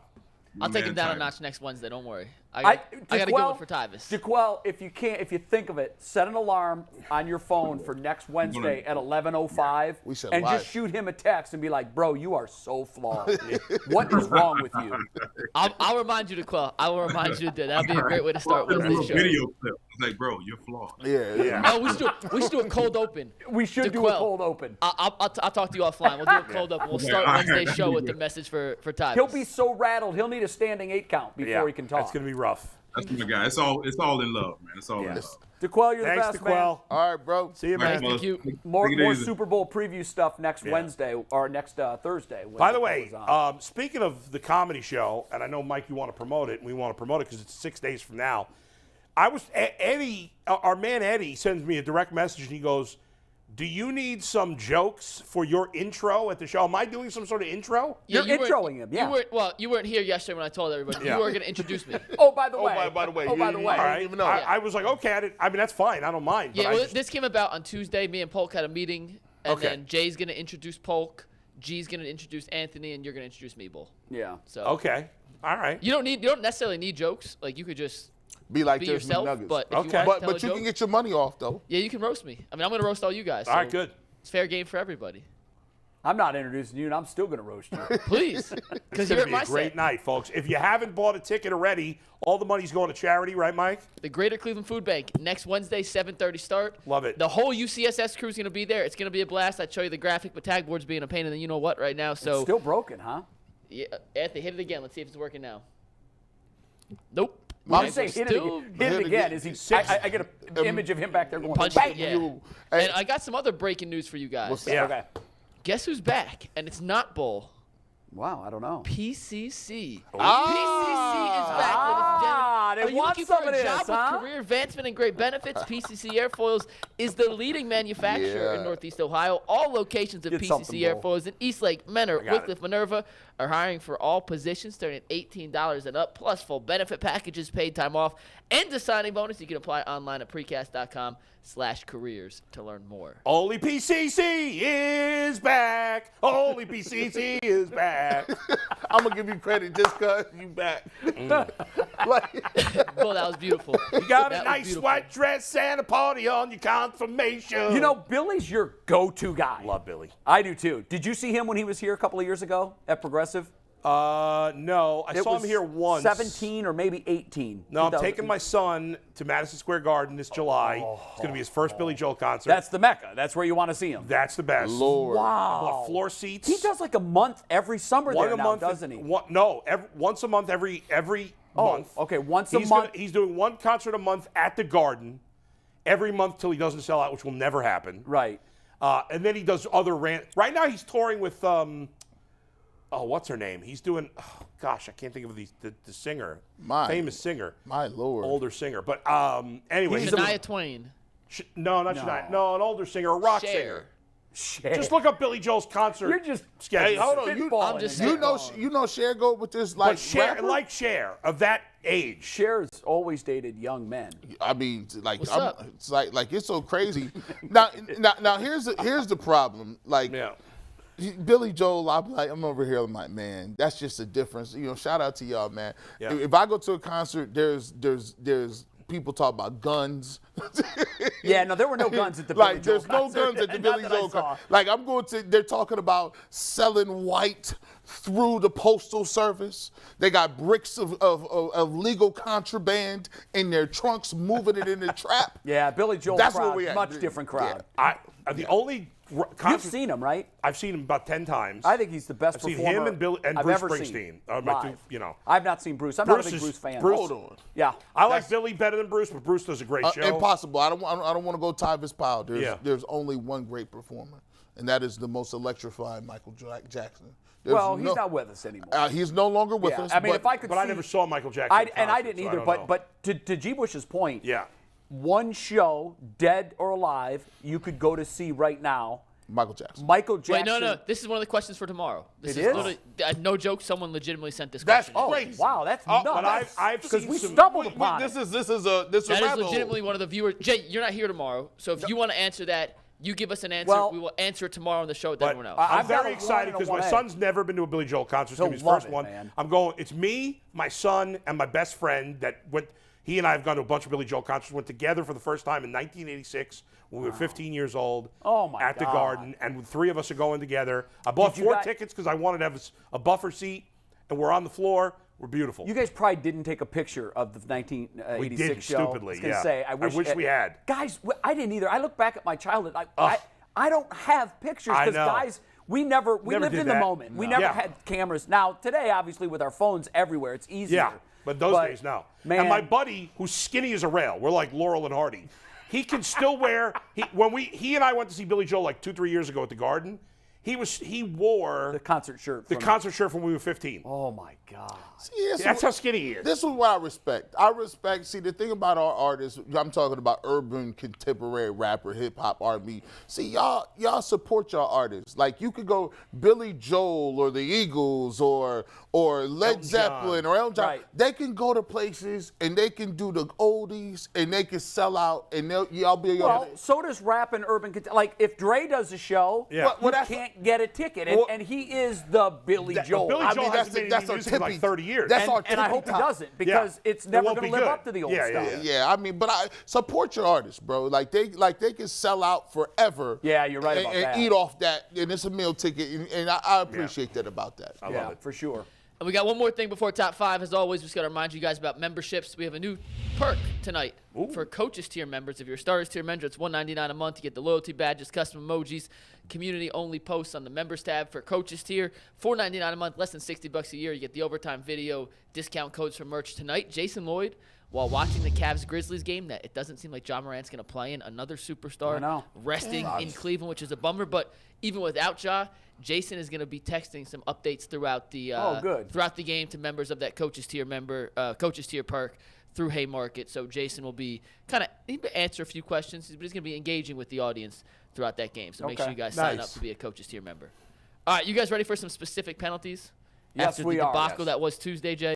To And I explain the apologize. category, these are the 5 most painful penalties for a fan base. For a fan base. Okay. Yeah, you can take this stinger, Mike. And this comes off what happened with the Bengals. Joseph Asai is not on this list. I figure I go 5 other ones. But I think I'm going to have a couple that you don't remember. And I'm sure Jay, Bull, you guys have some that I don't remember. So, with that in mind, number 5 is actually a no call. The pass interference no call in 2019. The blatant pass interference on Nikhil Roby-Coleman against the Saints that sent the Rams to the Super Bowl.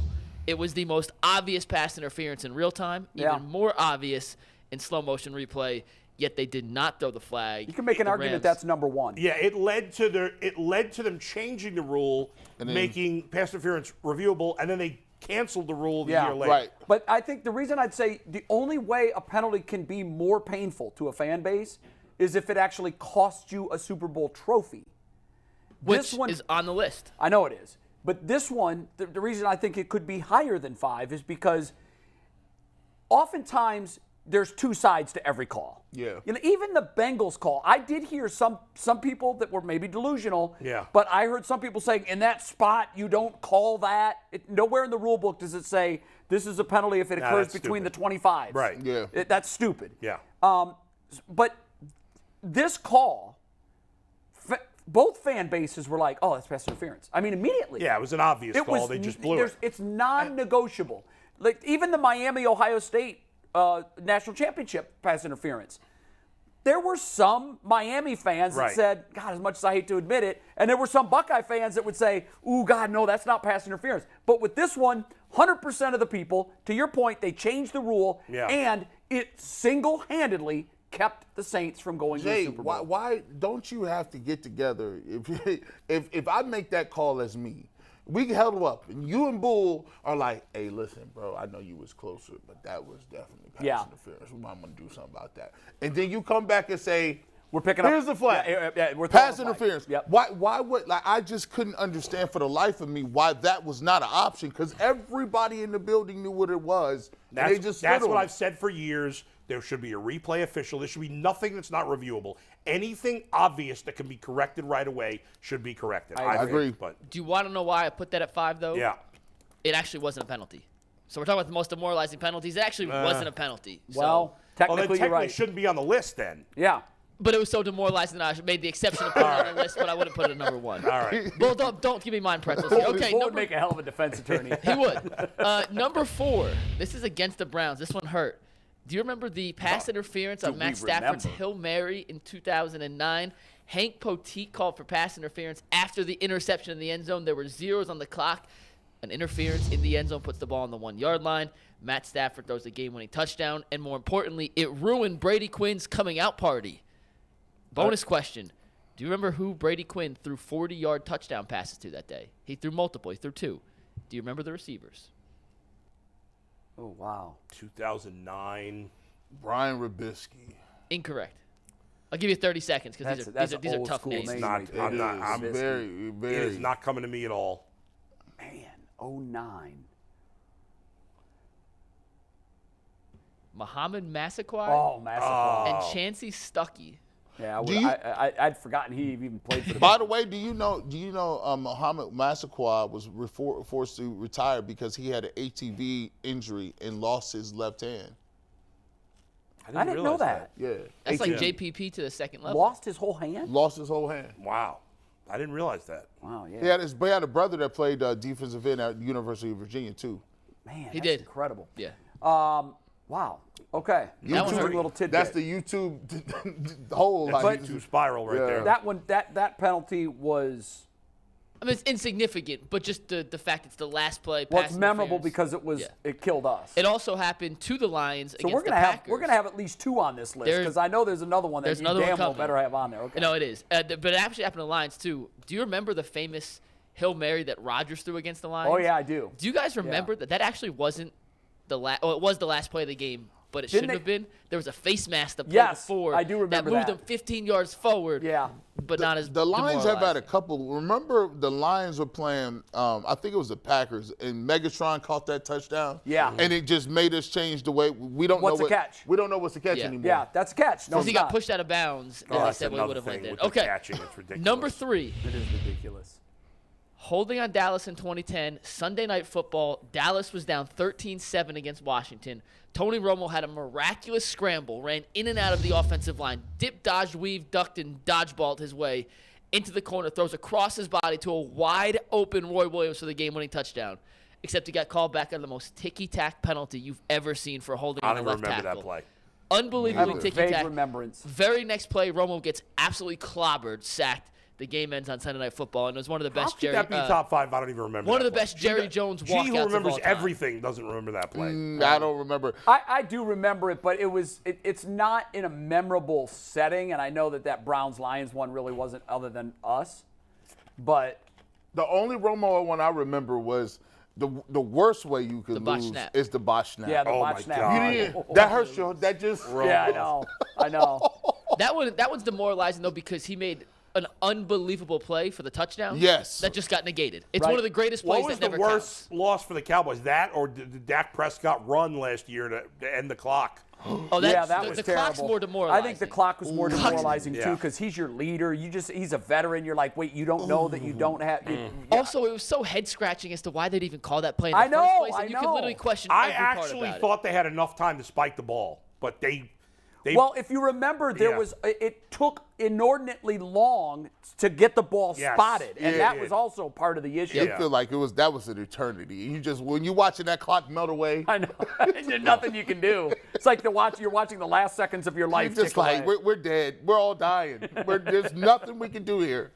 What's number 2? Number 2 is something I was introduced to this year when Dwayne Rudd threw his helmet my against the God. Chiefs. I did not know this play existed. Oh. It was before my football really memory of it. Right. But watching this back, I watched it with director Mike and Anthony and Earl, and I saw Earl's soul leave his body. Rewatching Yeah, I this can't play look at yesterday. that video. Director Mike walked out of the studio. He was Yeah. like, I can't watch this, and I know I'm not a lifelong Browns fan, but when I saw him leave and I saw Earl turn white, I was like, okay, That's it. This has to be on the list. I mean, that number 2. If you had to make a list of like the top 5 plays to sum up the Browns, That's on it. is that like sums up the Browns? And another right? penalty was when Orlando Brown, was it Orlando Brown that took it off the eye? Zeus, Yes. he got hit. Took the flag.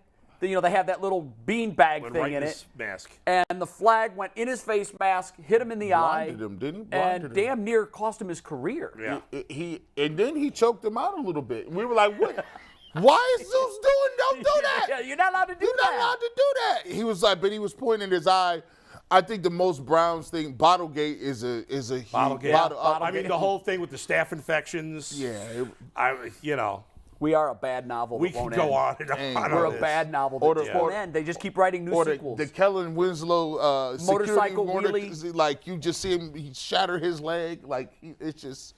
Oh, my God. Johnny What's your number Manziel, one? Peyton So number Hillis. 1, before you take it, Mike, let me paint you a picture. Imagine being in a Super Bowl as an expansion franchise. You just tied the game up with 1 minute and 1 second to play. You are on the precipice of going to overtime, and John Casey kicks the ball out of bounds to give Tom Brady a short field to set up the game-winning field goal from Vinatieri. I do remember that. That had to be That was a the small most win. crushing feeling for a fan to know you were right there. 1 minute left, 1 timeout. And you give them the ball at the 40-yard line. Yeah, it I was cannot insane. think of, and I can't wait to hear what your number 1 is. Yeah. I can't think of, with the stakes, with the situation, a more demoralizing penalty. Yeah, well, because it was the Super Bowl and Brady was still early in his career. It was their Hadn't- second Super Yeah, Bowl. he wasn't Brady yet, but he was fast becoming that. But you knew when the ball went out of bounds because you've seen it before. It's the equivalent of the squib kick. Yeah. You're like, why are you changing what you're going to do now? They Doesn't didn't. make Yeah. sense. And why? then the team gets the ball at the 40 and they complete one pass and then they kick a field goal. You're 2 like, plays, they were in field goal range. how 2 about plays. we just kick it into the end zone and they get it at the 25? Maybe that's an idea. And the crazy part about it is, McNuggets, see, that ain't even the number 1. The tuck rule was devastating. It wasn't even a penalty. No, that was just an That- official's call. Like, that was a call. That was a ruling. But we had never seen that before. We was No. like, no, that's a fumble. It's another one they changed the rules on. They recovered, and they lost. That's a good one. ESPN did a series that I can't remember the name of it, but it said they were disproving myths or they were replaying history in certain ways. Like, what happens if that call had been made correctly? Right. And their whole show was Tom Brady and the dynasty never happened. You like that? I I remember don't know seeing about that, but Well, I believe that wasn't before their first Super Bowl. Yeah, it was their first. Okay, Yep, it was it their was first. first Super Bowl.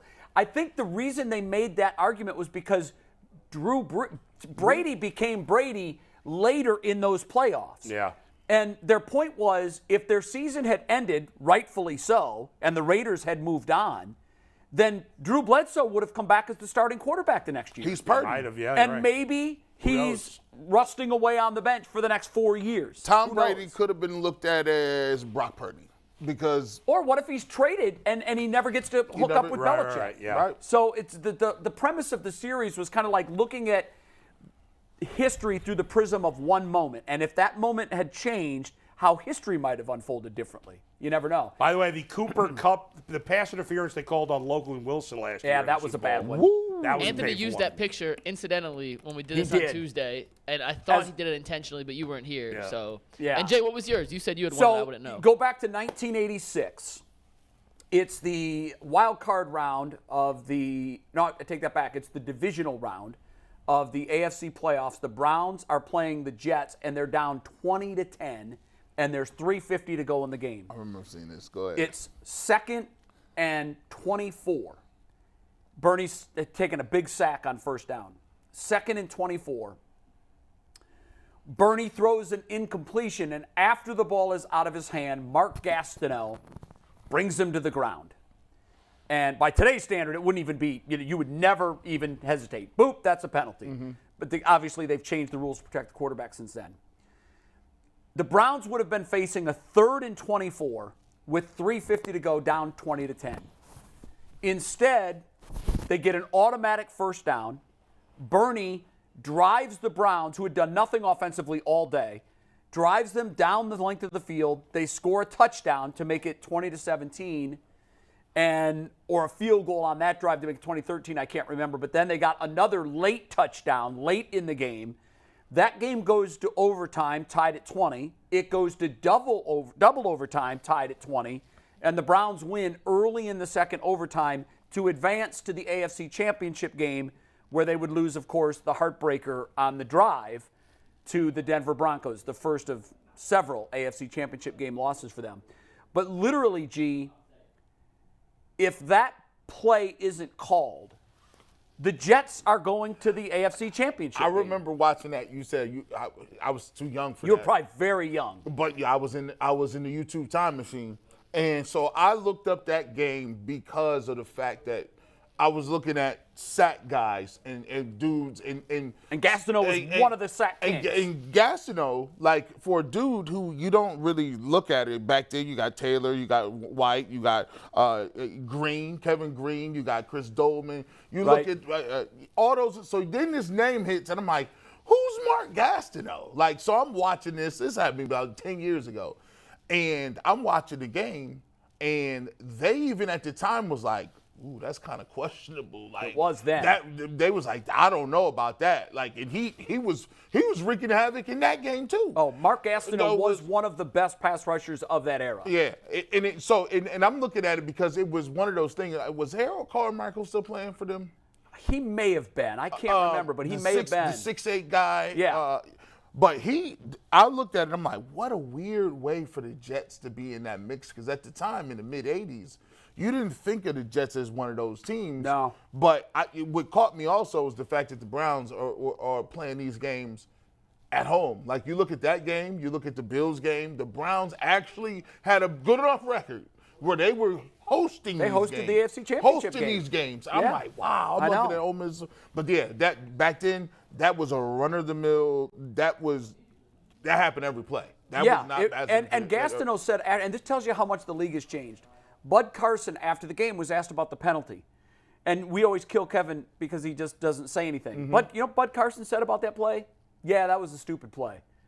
Like, you don't see that now. You don't see guys talking about other players in that vein. Oh, they don't ever, like, I think coaches have gotten it down to a science where they don't talk about their players either. They don't talk, not only those players. So now, not only do they not call out their own players, back then, Bud Carson was like, yeah, that was a stupid play. Oh, I think back then, I think. Where the hell Bull go? Did he go to the bathroom? Do peel back the full curtain? So we're going to do I think, and we're going to wait to do I think till Bull gets back. He came back and looks at us and goes, guys, I got to take a deuce. No, he didn't. I'm not kidding. No. I'm not and kidding. You're calling him out on air. I'm stretching to cover for him. And he gets in my ear and says, hey, man, we got to call out Bull right now. Listen, Bull can't take 10 days off and not expect to get the normal treatment. Like, no special treatment for 10 days off. He literally is dropping a deuce in the middle of the Yeah. We're Hey, sitting here listen. talking about coaches calling people out.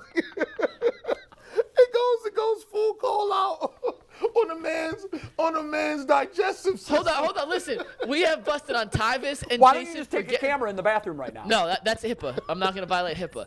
But we have talked about Jason and Tyvis leaving to use the bathroom. Jason offered to buy Tyvis a man diaper on Okay, air. listen, he doesn't know that we're having this conversation. What do we do to call him out when he comes back?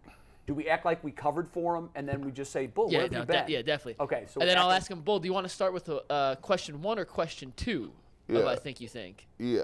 Listen, I mean, we got to do something. Hey, Bull, you got to drop the news on something?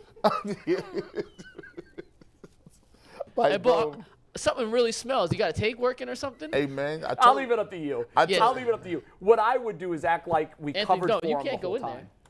Oh. You'll die. Anthony stood up. I thought he was really about to go do something. What, Anthony, you want to go in there? No, Anthony's cool. getting more water. Hey. Also, Bull can't mic himself up, so when he comes back, Anthony's going to have to help him mic himself By the up. way, just So- to give you. Oh, you know what? Then here's what we do. Go get a piece of toilet paper, and when you're miking it up, reach down and stick it underneath his shoe, and then I'll say, Bull, what the hell is on your foot? And we'll make it look like he walked out with a big stream of toilet paper. Or you could be. Will that work? Let's try it, yeah. Let's try Anthony it. says, no, Anthony doesn't want to do it. Anthony, I'll take the heat on this. There's only one stall in the bathroom down here, so he can't go in there. There's a second bathroom in there that no one's ever in. Yeah, no one's ever in there. Just to get toilet paper. we're telling him to go in the women's bathroom. Hey, it'll be the first day to be a woman in there. Anthony, I'm telling you, if you want to knock on the door to make sure no one's in there, do that. But no one ever uses that. You have to use. It's the secondary locker room for everyone that knows. I'm done yelling off mic. Okay. We're not doing this. We're not doing any of this. I'm just going to sit right here until Bull gets back. I think that would be the best. Amen. I mean, to put a long string of toilet paper. Or you know what? You could say, Bull, did you wash your hands? You got something on your hands. But, hey, man. What is wrong with all of you today? See, look. What is wrong? Did you miss him that bad? We did. Someone put in the YouTube chat. Hold up. Someone put in the YouTube chat. Bull finally took the Browns to the Super Bowl. With that, I'm leaving. Now, you know the crazy part about it is, in our bathroom, we only got like one stall in there. So it's like you be trying to give people common courtesy. You just like, hey man, y'all loitering around a little bit too long. Yeah, or just give us a courtesy flush. Yeah. Also, here's the thing, Bolden, this could be a quick one and the long one. We have no idea. Like He's probably in there watching. How long did he expect us? Phone. Yeah, he probably is actually. Bull, you're definitely watching, you dirty dog. But you know what? When he comes back, I could go like this. I could go like this when he comes back. Yeah. Oh, he's here. There it is. That Febreze. Here he comes. So anyhow, Gastineau was called for the roughing the passer, which I thought was Wow. Where have you been? You good, dog? You straight? I mean, you want to know what? I had to drop a deuce, man. Wash your hands. I washed my hands. You think I'm an animal? Hold on. Oh. Hey, Some Febreze in here. Hey, man. That's can I say something? That's a Yeah. first. I've never been on a show where somebody left, dropped the deuce, and came back. You know what the crazy? Really? I never have. It's never happened. I watched the documentary. Ask me why. I watched a documentary about a person who had to take all of his clothes off to take a deuce at all times. So he had. Why? It was like some sort of OCD. Sweatshirt off. Oh yeah. But for me, I wear suspenders, so I got to take my shirt off too. See, my dad wears Where's my suspenders. earpiece? Yeah, my dad wears suspenders too. Here, I got it. Why does that mean you have to take your shirt off? Just Because clip it's back hooked here. It's hooked up underneath. Can't you just disconnect it from the? That don't work like waist? that. Because Much easier to take the T-shirt off than take the suspenders off. yeah. Oh, really? Yeah. Huh. So yeah, you be in there. You be in there. It'd be a whole process. By the way, I don't know if I've ever told this story on the air. I once did an inning of play-by-play in Jamestown, New York, while on the crapper. What? Yes. did you I don't see know if that that's ever been done. How did you see the game? It just so happened, maybe it's the only field in America, certainly was the only field in the New York Penn League. You could see the field. There was a bathroom in the press box 2 doors away from where I was doing play-by-play. And my first 2, I did 3 years of play-by-play at Batavia. The first 2 I was solo. Third year I had another guy. So nobody in the booth? So it wasn't like I could hand it off to somebody else. So I had a situation like this where I couldn't wait. I thought I could make it to 1 about 20 minutes ago, and then at some point I was like, I can't make it to 1. You didn't even say anything. You just got up and No, left. I was like, if I wait another minute, we're going to have a problem. Bull, I love We your filmed the whole time, transparency. by the way. Yeah. We didn't tell anyone anything, we promise. Yeah, well, no, we filled. Yeah, I don't care. Whatever. Yeah. Everybody's got to take a crap. I mean, So wait a minute. Yeah. I got to get the story So, yeah. on the how you left the door open and you could see the So field? no, this for whatever random reason, assuming this field is still around, because it was when I was working there 30 years ago, it was old. that down. Not 30 years ago, 25 years ago, it was old. They happened to have a bathroom in the press box that had a window to the field. Wow, that's So what I did was right before the inning, I was like, I gotta go. I opened the window in the bathroom. I usually use the headset mic, but what I did was I took my crowd mic that I would hang out this microphone on a wire that I used as So a you could crowd get mic. ambient crowd noise. Yes. Yeah. I pulled it up. I swung it 2 doors down to the bathroom, And used I it. did an inning on the crapper, that's amazing. a full inning. That's I don't know if amazing. that's ever been done by anybody else ever. I will assure you that has not. Jay, how long have you worked in TV? 30 years, 35 years. Bull has worked in TV for 9 months now. Yeah. And he's done 2 things that in 9 months I've that you have never not seen in 30 years. He threw up on air, Yes. and he left to take a crap on air. You've never seen anybody never- leave to take a crap? Never. Now, I've always worked on 2-hour shows, and typically with commercial breaks. And yeah, other commercial things. breaks, and you can wait Yeah. most of the time. Now I know you've done 5-hour radio shows. Yeah, there's been so it's probably happened where you're like, Dustin, if I'm not back, carry me right. for a I'll second. go with a break, and he'll cover a couple of minutes. Now, but in the medium that I've worked in, it's always been, I'll be quite honest. I've never worked on a show where, we've had guys leave, go take a leak. I mean, it's it's a 2-hour show, whatever. We're wild and crazy like that. But I literally had no choice. I had no choice. I had to go. I so wish that there was a still image video of you sitting on the crapper. Here's the 2-2. Oh, my God. I have a box in my house of cassette tapes from my play-by-play days. Do you think that you have that game? I don't know. But Well, I should search through it. That'll be an overtime special galore. Oh, please bring one of those in. And we played at Jamestown a lot, so I don't even know. I don't even Were know you if I grunting? remember. Was there any? I don't think so. We tried to be. I don't think so. Hey, Febreze. Here's the bitch. Hey, Whoa! It goes a long way. Hey, Febreze, get a hold of me. We Yeah. got some business to talk about. Febreze should Bro, be sponsoring the Ain't show. nobody. honestly. Come on, shout out to Febreze, Potpourri, Aerosol, Candle Wicks. This is the kind of This stuff is real. that we don't get when he's sick. That's true. That's right. Jason Lloyd could never take a crap in the middle of a show. Never. Tyvis Powell, not a chance. I don't even go in public places. I wait Dude, at all times trust to me. get to the house. Trust me. At I all don't. times.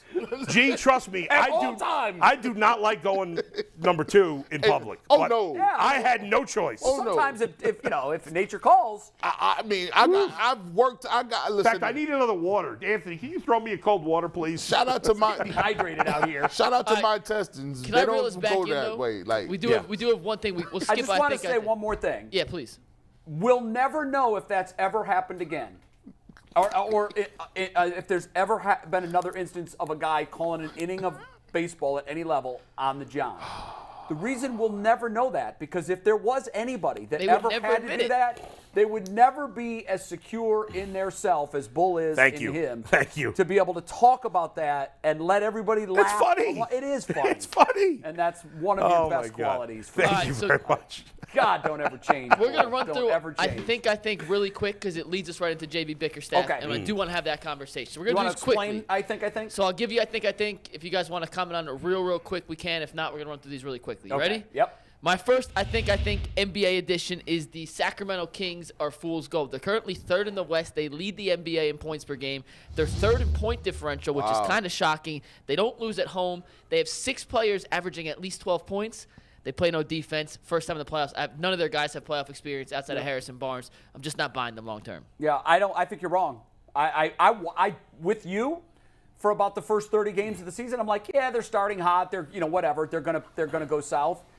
I think the way the West is built, why not the Kings out west? It's not like they're in the East and you got 4 juggernauts to get past. Yeah. So I wouldn't be surprised at all if they I don't think they're going to win. They're not going to win the NBA championship, but I think they could win the West. I do. Okay. You Quick, think, we're gonna run through this quick. So you Yeah. think they can win the West? No. they can't win the West. Yeah, they can't Telling win you. the West. I don't see. see Watch it out. only because in basketball more than any other sport, teams got to take their steps usually. There's usually a progression. Yeah, But and the so- West is so weird, Bull.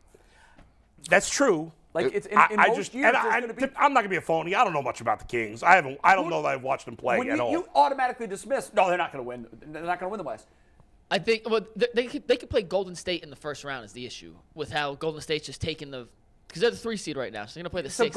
Golden State, yeah, they could. Oh, that's I mean, an and L. I'm just not. I just think the Nuggets. What's their record in head-to-head against Golden State this year? I don't have it off the top of my head. I can look it up in a sec. But Because they've I'll come long back to considered it. themselves the stepchildren of that area.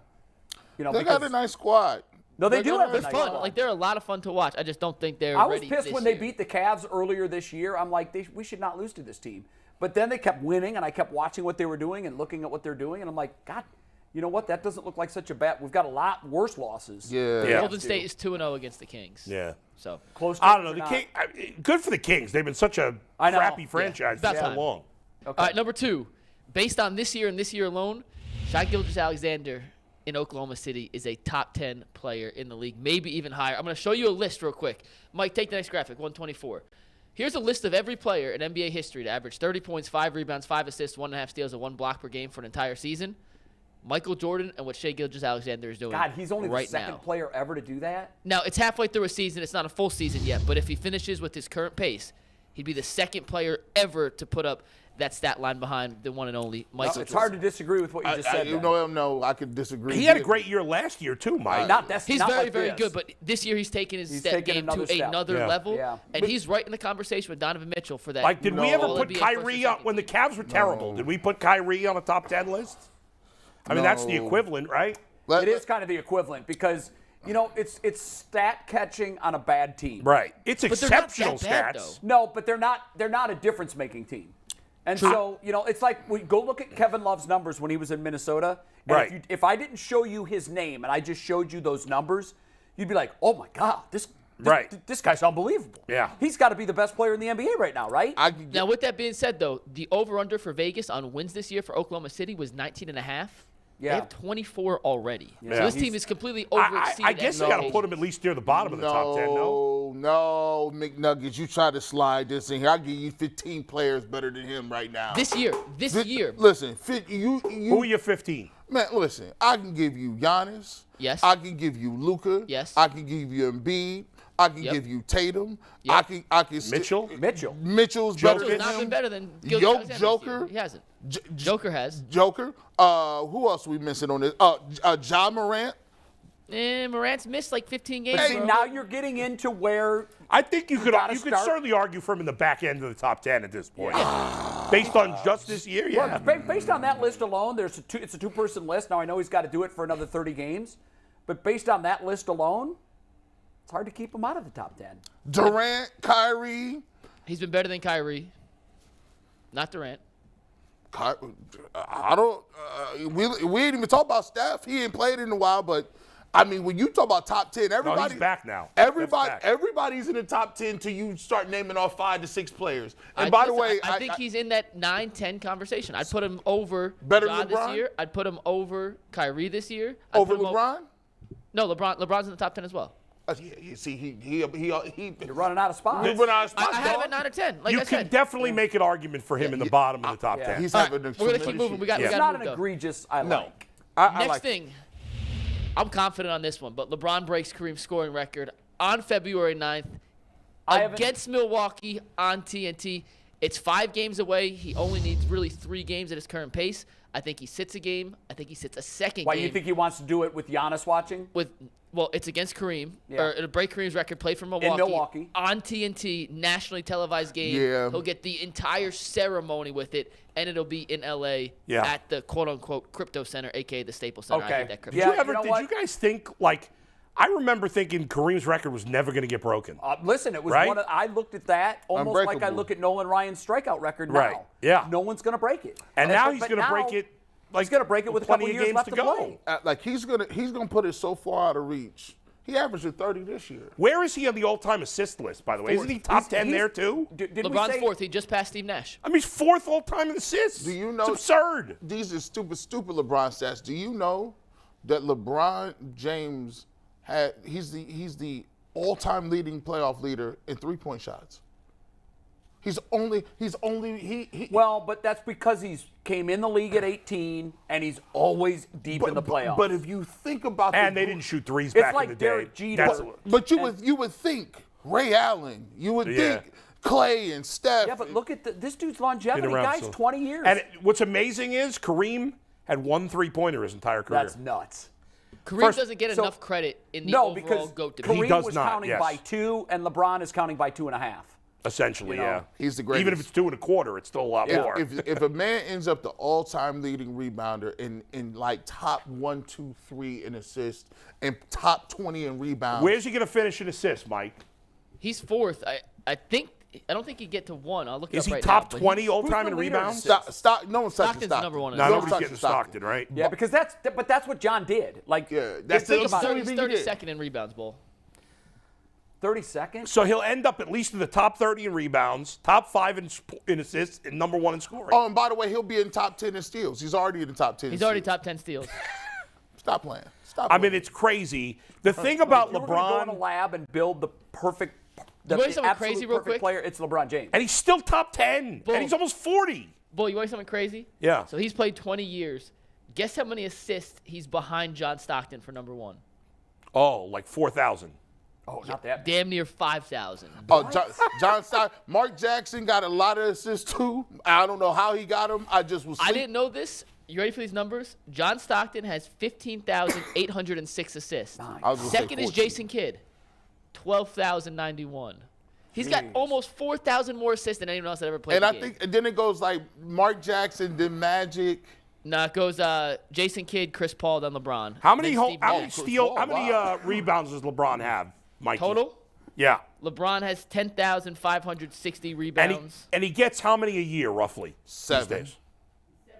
7 a game, game. so whatever. He's gonna be top If 20 he plays rebounds. 70 games, just give him 500. So what a do year. you give him for his career? If he has 10,500 now, Then LeBron will finish top 20. That gives him 500 a year, and that's about, so what do you think? He gets if he 12,000 got rebounds? 7 a game now and played 70 games a year, that'd be 490 rebounds a year. Okay. So roughly. So you want to maybe gets another 1,000, another 1,500 well, in if his he career? plays 3 more years, which I think that's kind of the number everybody's thinking. So maybe 1,200? Give him another 1,200. All right, so that would put him at- 11,000. That puts him around 20, give or take around 20 all time. Number 20 is Patrick Ewing with 11,607. Yeah, so that put him in that neighborhood. So he's going to end up top 20 in rebounds.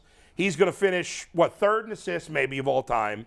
Number 1 in scoring, top 10 in steals. I mean, what can you He say? has more rebounds than Kevin Garnett. He'll end up with almost more rebounds than Dwight Howard. He's got more rebounds than, you ready for the names under him on this list? Like directly, these are the next 10 under him.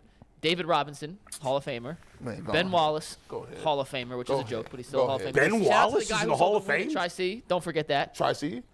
Tyson Chandler, Dave Cowens, Bill Laimbeer, Otis Thorpe, DeAndre Jordan, Zach Randolph, Sean Marion, Johnny Kerr, Bob Lanier, Marcus Camby. Come on. All Some guys. of those These guys are known for all- rebounds. This is Right. what they do. That was Bob their- Lanier only gets boards. Marcus Camby, DeAndre Jordan only gets boards. Just think if that's the only thing you do. Yeah. And he's got more rebounds than them and more. Bro, it's not He really has even close. I mean, if he gets another 1,400 rebounds, he will pass Rodman. oh, that's Who cheap. was like No, I'm done. I'm who not went talking after about boards more aggressively than maybe anybody. Yeah. Like he literally said, I don't care if I score a point. I'm here to get rebounds. And he's already the playoff leader. By the Think way, about this for you. Where's Jordan? Wilt Chamberlain- Where's Jordan on some of these lists? Yeah. Where is he on the scoring list? Where is he on the rebound? Scoring, he's I think he's 3rd or 4th. Okay. Rebounding? Not top 50. No, not top 100. I bet. And I'm not going to scroll down through all those to find Jordan. Sorry. Right. I don't blame you. By the way, Wilt Chamberlain had almost 24,000 rebounds in his career. Lord. Second See- place is Bill Russell with 21. He was playing, his physical domination was so jarring because the league had but they had caught Bill up to Russell. him. I know there were other guys, Yeah. but most of your teams would roll out a 6'9" guy Yeah, to patrol the middle. Right. And well, what- that's what makes what Here, Kareem put it- to did. put it 'Cause in Kareem had to context- deal with other big Right. guys. Put right? it in context, we'll move on. I have Jordan's numbers. I don't know where it ranks all time, but he's 5th in scoring. As we mentioned, LeBron has 10,560 total rebounds. Jordan had 6,672, so he's got almost 4,000 more By rebounds the time than he's Jordan. done, he might have 2 rebounds for every one that might. Honestly, And then there's, assists, there's Jordan very has little argument for Jordan ahead of 5,633. LeBron all time. I mean, it's it's just the 2 very- championships. Not when you start digging into these numbers. No, and I was someone He does who, have more steals, though. He for does much have of more my steals. life, thought Michael Jordan was better. I would have said Michael Jordan number 1 until I mean, 5-6 years ago. It's too. He's top 10 in steals too. It's too daunting. And then you look at his physical body of work. Like you look at just watching him play. I just had to get in the time machine and just look how great he was during the years of 07, 08, 09, 2010. Some of the Miami Give him years. one other great player in It's those just- years, and he's got a lot more than 4 I mean, rings. he was- Greatest team sport athlete you've ever seen? Athlete? I mean, it's. Yeah, I that's mean, a difference. it's Tom Brady. Because We just Brady's saw the Brady. greatest team sport winner. Yeah, but I don't I've think, ever seen. I don't think his physical traits is better. No, Like, he's not. wouldn't- I don't really call Tom an athlete. No, well, forget the word athlete. Yeah. Greatest at their sport. Greatest at their sport in a team sport. Yeah, Yeah, I would put Brady 1 and LeBron 2. See, I'd put LeBron ahead of Brady. Would you? Because I think Aaron Rodgers has better physical traits. Like if you say, hey, throw the football. You'd be like, oh, I like Well, I this. think Patrick Mahomes is better physical Yeah, traits than all of them. he's better than them, but he got a little bit Yeah, more. but a pure passer, like the pure throwing motion. Patrick Mahomes does not have the prototypical beautiful release. Best Tom baseball Brady's- player you've ever seen. Oh, gosh. Man. Barry that's Bonds. I don't care about the really steroids. It's Barry Bonds. That- See, to My- me, it's Ken my- Griffey Jr. My dad always Yeah, talked about you know what? Willie And Barry Mays. Bonds is right there. Oh, no, and Barry- so's A-Rod, even though I hate him. There's Bonds, because I was old enough to see. I'm going to give it to Griffey because he's center field. And he played it with such. If he didn't get hurt, Oh, my God. can you imagine if he took steroids? Now, we don't know for sure he didn't, but I've always assumed he did. He never got Conventional busted. wisdom is he did not. Can you imagine if he had My God. the numbers he would have put up? I mean, he used to hit home run. He used to hit. There home was run. and for like we don't think of baseball players being great athletes. He was a superb athlete. He was. He played center field. Yeah. I've never seen Mickey Mantle play center field. Sure. But when you talk to old writers and fans, they said that Mickey never dove for a ball because he never needed to. Right. Well, I'm sure that's not the case. I mean, he played it beautifully, but when I watched Ken Griffey Jr. play outfield, I enjoyed watching him play outfield as much as I did watching him phenomenal. hit. He would rob home runs all the time. I mean, as good as he was, you got to Yeah. think though. Bonds had a crazy arm. Jim Edmonds was a Barry Bonds won multiple. I don't know how many Gold Gloves he got. He was stealing crazy bases when he was with the Pirates. Oh yeah. He was. But Griffey did too when he was with Seattle. Yeah. But Bonds. Well, the best arm was my favorite. Bonds did not have a great arm. No, he was a good fielder, was but he a didn't good have a great fielder. arm. He could Andre catch the ball. Dawson had an Dawson amazing had a arm. I like cannon. Manny Ramirez's Mark arm. Whitten had a cannon. Yeah. He could absolutely. I remember watching him one time throw. Mark Whitten. Caught the ball flat-footed in right field and was not moving in. When I say flat-footed, I mean he didn't get. A lot of times guys will set up the crow hop while they're catching the ball. He couldn't do that because he was still backpedaling. So he was flat-footed, threw it from where he stood in right field to third base on a perfect line, didn't hit the ground, got the runner, and the runner was so stunned, he looked around like, what happened? When he saw the ump call him out, he was like, that's impossible. For my dad always says Roberto Clemente was the best. Ooh, Yeah, wow. he's before my time. Clemente, Everybody loved before Willie mine as Mays, well. obviously. Yeah, but Willie yeah. Mays, yeah. It's before our time. just something before your time. People is kind of messed up because when steroids happened, it was almost like it put those dudes in another. And now we're asking the question that Bull asked. We don't think Griffey was on steroids. Right, you we never don't know. think Jim Tomey was on steroids. Right. We don't think, but if you played in the 90s and you were a superstar, Yeah, who knows? We're left to guess. I always assumed because Griffey was just naturally big, his body fell apart, which makes me did. think he didn't take the steroids. Yeah, right. Because You're right. he had that first year in Cincinnati that he was still great, and then he could never stay healthy after got that. hurt running to first base. Yeah. And so I'm like, if he was using steroids, he probably wouldn't have gotten hurt that much. Are we gonna just? We're gonna table JB Bickerstaff. Okay. And Yeah. we'll wait for Jason Sorry. to come in. Jason's a big part of that. I do have two more. We're gonna do real quick. Okay. Yeah. One of them leads into Bickerstaff, but we won't. I think the trade deadline is going to be a dud. I don't think we see any major moves. So many teams want upgrades, but there's just not a lot of pieces out there. I'd be shocked if the Cavs make anything. And there's so many teams. I think the problem with the trade deadline is there's so many teams that are in it. Yeah. yeah, there's just not a There lot of used to be sellers. defined sellers, defined Not a buyers, lot. and this year you start looking below the 5 line, Yeah. and you're like, whoa, they're in it.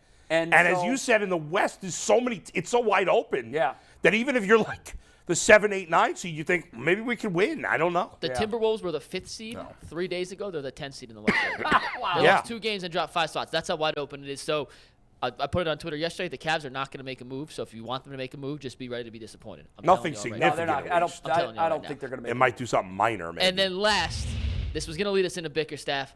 I do think the Cavs are in a bit of trouble. They started the season 8-1. They're 23-21 since. they're That's a in trouble. 500 team. They're 9-11 since Christmas. And they do not win games on the road. And They at some do point, not, it's going to come back and to they bite lose you. to bad teams at home. So we're going to get into Recently, that they've more done that. They're with not gonna win- Jason, they're not with win Brad no- later they're not in the win no week. series. No, my statement yesterday was I said it in a group text chat watching the game 2 nights ago. My fear is, and it's going to stunt the growth of this team. They're going to get one playoff series this year. Yep. They're not going to win a playoff well, series. JB's going to get fired if they lose in the first round. And ultimately, that was my next take. Yeah. He's not the right guy for this Yeah, team. Which I is mean, what we're going to get, and we'll Yeah. save that for Yeah, Jason yeah, when yeah. he's in. All right, let's we do got final takes, though. I know, Bull, you're back. Jay, you had a final take you want to do? G, I you did. want to shout someone out? Yeah. G, you want to start? Go. We don't have a lot of time, so you Yeah. can skip me. It's all right. I ranted. No, at the no, beginning. I got time. This is easy. Final take today, man. You know, sad. You know, things happen. And Cleve Bryant, who's Stark County, Ohio University. He was played probably for the best team in Ohio University Bobcats history. 1968 was the quarterback of that team. Has Cleveland Glenwood roots. He passed away of cancer, so you know, kind of really sad for him. He spent a lot of years down at the University of Texas with Mac Brown. You know, he was just, you know, you got to think about it when you talk about black quarterbacks. You talk about pioneers, black quarterbacks. Way back then in the 1960s, he did it. Talk about black head coaches. He was way back in the 80s. He was a head coach at Ohio University, and so he's a big part of Stark County, big part of you know, college football, where my stomping grounds. So shout out to his family and condolences out to his family. OU legend, Stark County legend, Cleve Bryant added a lot to the game, and he's one of the reasons why African-American coaches and quarterbacks have had an opportunity to do what they do. So, you know, condolences to his family. I don't know how much you guys talked about it yesterday. I'll do it real quick. John Adams, of course, the soundtrack of the Cleveland Indians, and you know, for what, 5 decades, passed away. For those who don't know, I'm sure I don't have to tell you. I'm sure 99% of our listeners know. But John was the guy who would sit at the Tribe games and hit the drum, boom, boom, boom, and it was something that was iconic for Cleveland. One of the most iconic things about going to a sporting event in Cleveland. Hey, John missed, I believe, before the pandemic, I think he only missed 42 home games in like 48 years, something like that. Yep, you got it. It's just mind-blowing. I met him once. He was extremely nice. Everybody that met this guy has a nice story of an interaction with him. It was trending on Twitter. A fan, and it's unbelievable. He'll be missed at the ballpark. Condolences to his family. Well said. Yeah, those numbers are insane. Because for most of those years, in the 70s and 80s, awful. They had 100 losses and they were out of it by 4th of July. And 100 fans in the stadium. He would drag that drum to a game on September 19th, maybe a night game where it was 44 degrees and there were 6,000 people at the old municipal stadium, and there he was, Old Faithful. Every game I think about going to, that sound is in my head. Absolutely. Pete Rose should be in the Hall of Fame. And you're probably wondering, that's kind of random. Why are we talking about that now? It's because one of the all-time great hitters of the baseball also now has come out and said it's hypocritical that Pete Rose is not in the Hall of Fame. Rod Carew made some comments yesterday where he said, I'm sorry, Major League Baseball now will have a sports book inside Great American Ballpark, or right next to it, because baseball has rules about it being like on the property. They're going to allow sports betting. They've embraced sports betting. They're now going to make tens of millions of dollars annually on sports betting, and they're keeping a guy out of the Hall of Fame who there's never been a shred of evidence that he threw a game, that he compromised his team, that he bet against his team to win. I know you can say, well, if you bet enough and you don't bet some days for your team to win, you're kind of telling bookies you think your team's going to lose tonight because you're not betting. I understand that logic. I've met Pete Rose. I've talked to dozens of players that were either teammates or played against Pete Rose. They all tell me the same thing. This man wanted to win so badly, he, for all intents and purposes, ended the career of a player he was partying with the night before in the 12th inning of an All-Star game. And Cleveland fans that are old enough to know will remember that player was Ray Fosse. He collided with Ray Fosse at home plate so bad that he wanted to win an All-Star game. It didn't mean anything. That's how bad Pete Rose wanted to lose. The man never compromised his team when he was managing the Reds or playing. Put him in the Hall of Fame. The object of every hitter that's ever played the game is to get a base hit. And by that standard, no one was more successful than Pete Rose. I think Rod Carew got it exactly right. I have thoughts on this. Okay. I actually disagree with Rod Carew's premise. However, I agree that Pete Rose should be in the Hall of Fame. It's not the writer's fault, though. They're not allowed to vote for him. No, that guy's got to go in on the veterans It's absurd that Pete Rose is in the Hall of Fame. Now, I have no sympathy for him. I do believe he did compromise the team because if you bet on the team, then you manage differently and you maybe use a pitcher more and you wouldn't use him in another game. So, but ultimately, he should get in based on his career. It's ridiculous. I think the steroid guy should be in too. I'd have higher standards for those guys. Yeah. If a guy's borderline is a steroid guy, Clemens Bonds, yes. Sosa, no. See, I would still vote for Sosa. I would vote for Sosa for Palmeiro. Palmeiro. I'm saying Palmeiro had a career. To me, Andy Pettit's not a Hall of Famer because he's a borderline Hall of Famer to begin with, and he took steroids, so he's out. But Pete Rose should be in, but he's been his own worst enemy. He hasn't helped himself. He really has. Here's my biggest fear. Yeah. It probably means more to Pete than anybody in the hall or waiting to get in. It does mean a lot. Put him in. It's stupid. Here's what sucks. You know when they're going to do it? When he's dead. When he announced that he's got cancer in 3 months to live. And we'll have to watch an 85-pound There are some of his, including his teammates, that don't want him in. Johnny Bench. Yeah. There you go. Tomorrow, by the way, guys, it is the Viewer's Choice show. We have Jake Trotter coming in. Outside of that, it is all your topics. We've had over 50 submitted so far. If you want to get yours in, DM me on Twitter. Love this. No politics, no religion, anything else is on the table. We will answer all your ridiculous questions. Send them in, and let's have a blast. And please stop emailing me at WKYC. At no point did we ever say that was an option. No. Okay? I can't even go through my email anymore. Well, send them my way. No. Yes. That's how popular we are. You have to DM me on Twitter. At Mike Lucas TV. Oh you have to DM him to me. We that popular. I'm like, what is going on? That is Why strange. am I getting all these emails? No, I never said to email I know, Jay. and neither did I. But No. somehow, So email us. Don't email Jay. I'm going to block his email. He don't even know how to get into it later for work stuff. Email me, DM me on Twitter. Do whatever you got to do, but we want your topics tomorrow. We'll have a blast. We'll see you then. Yeah, they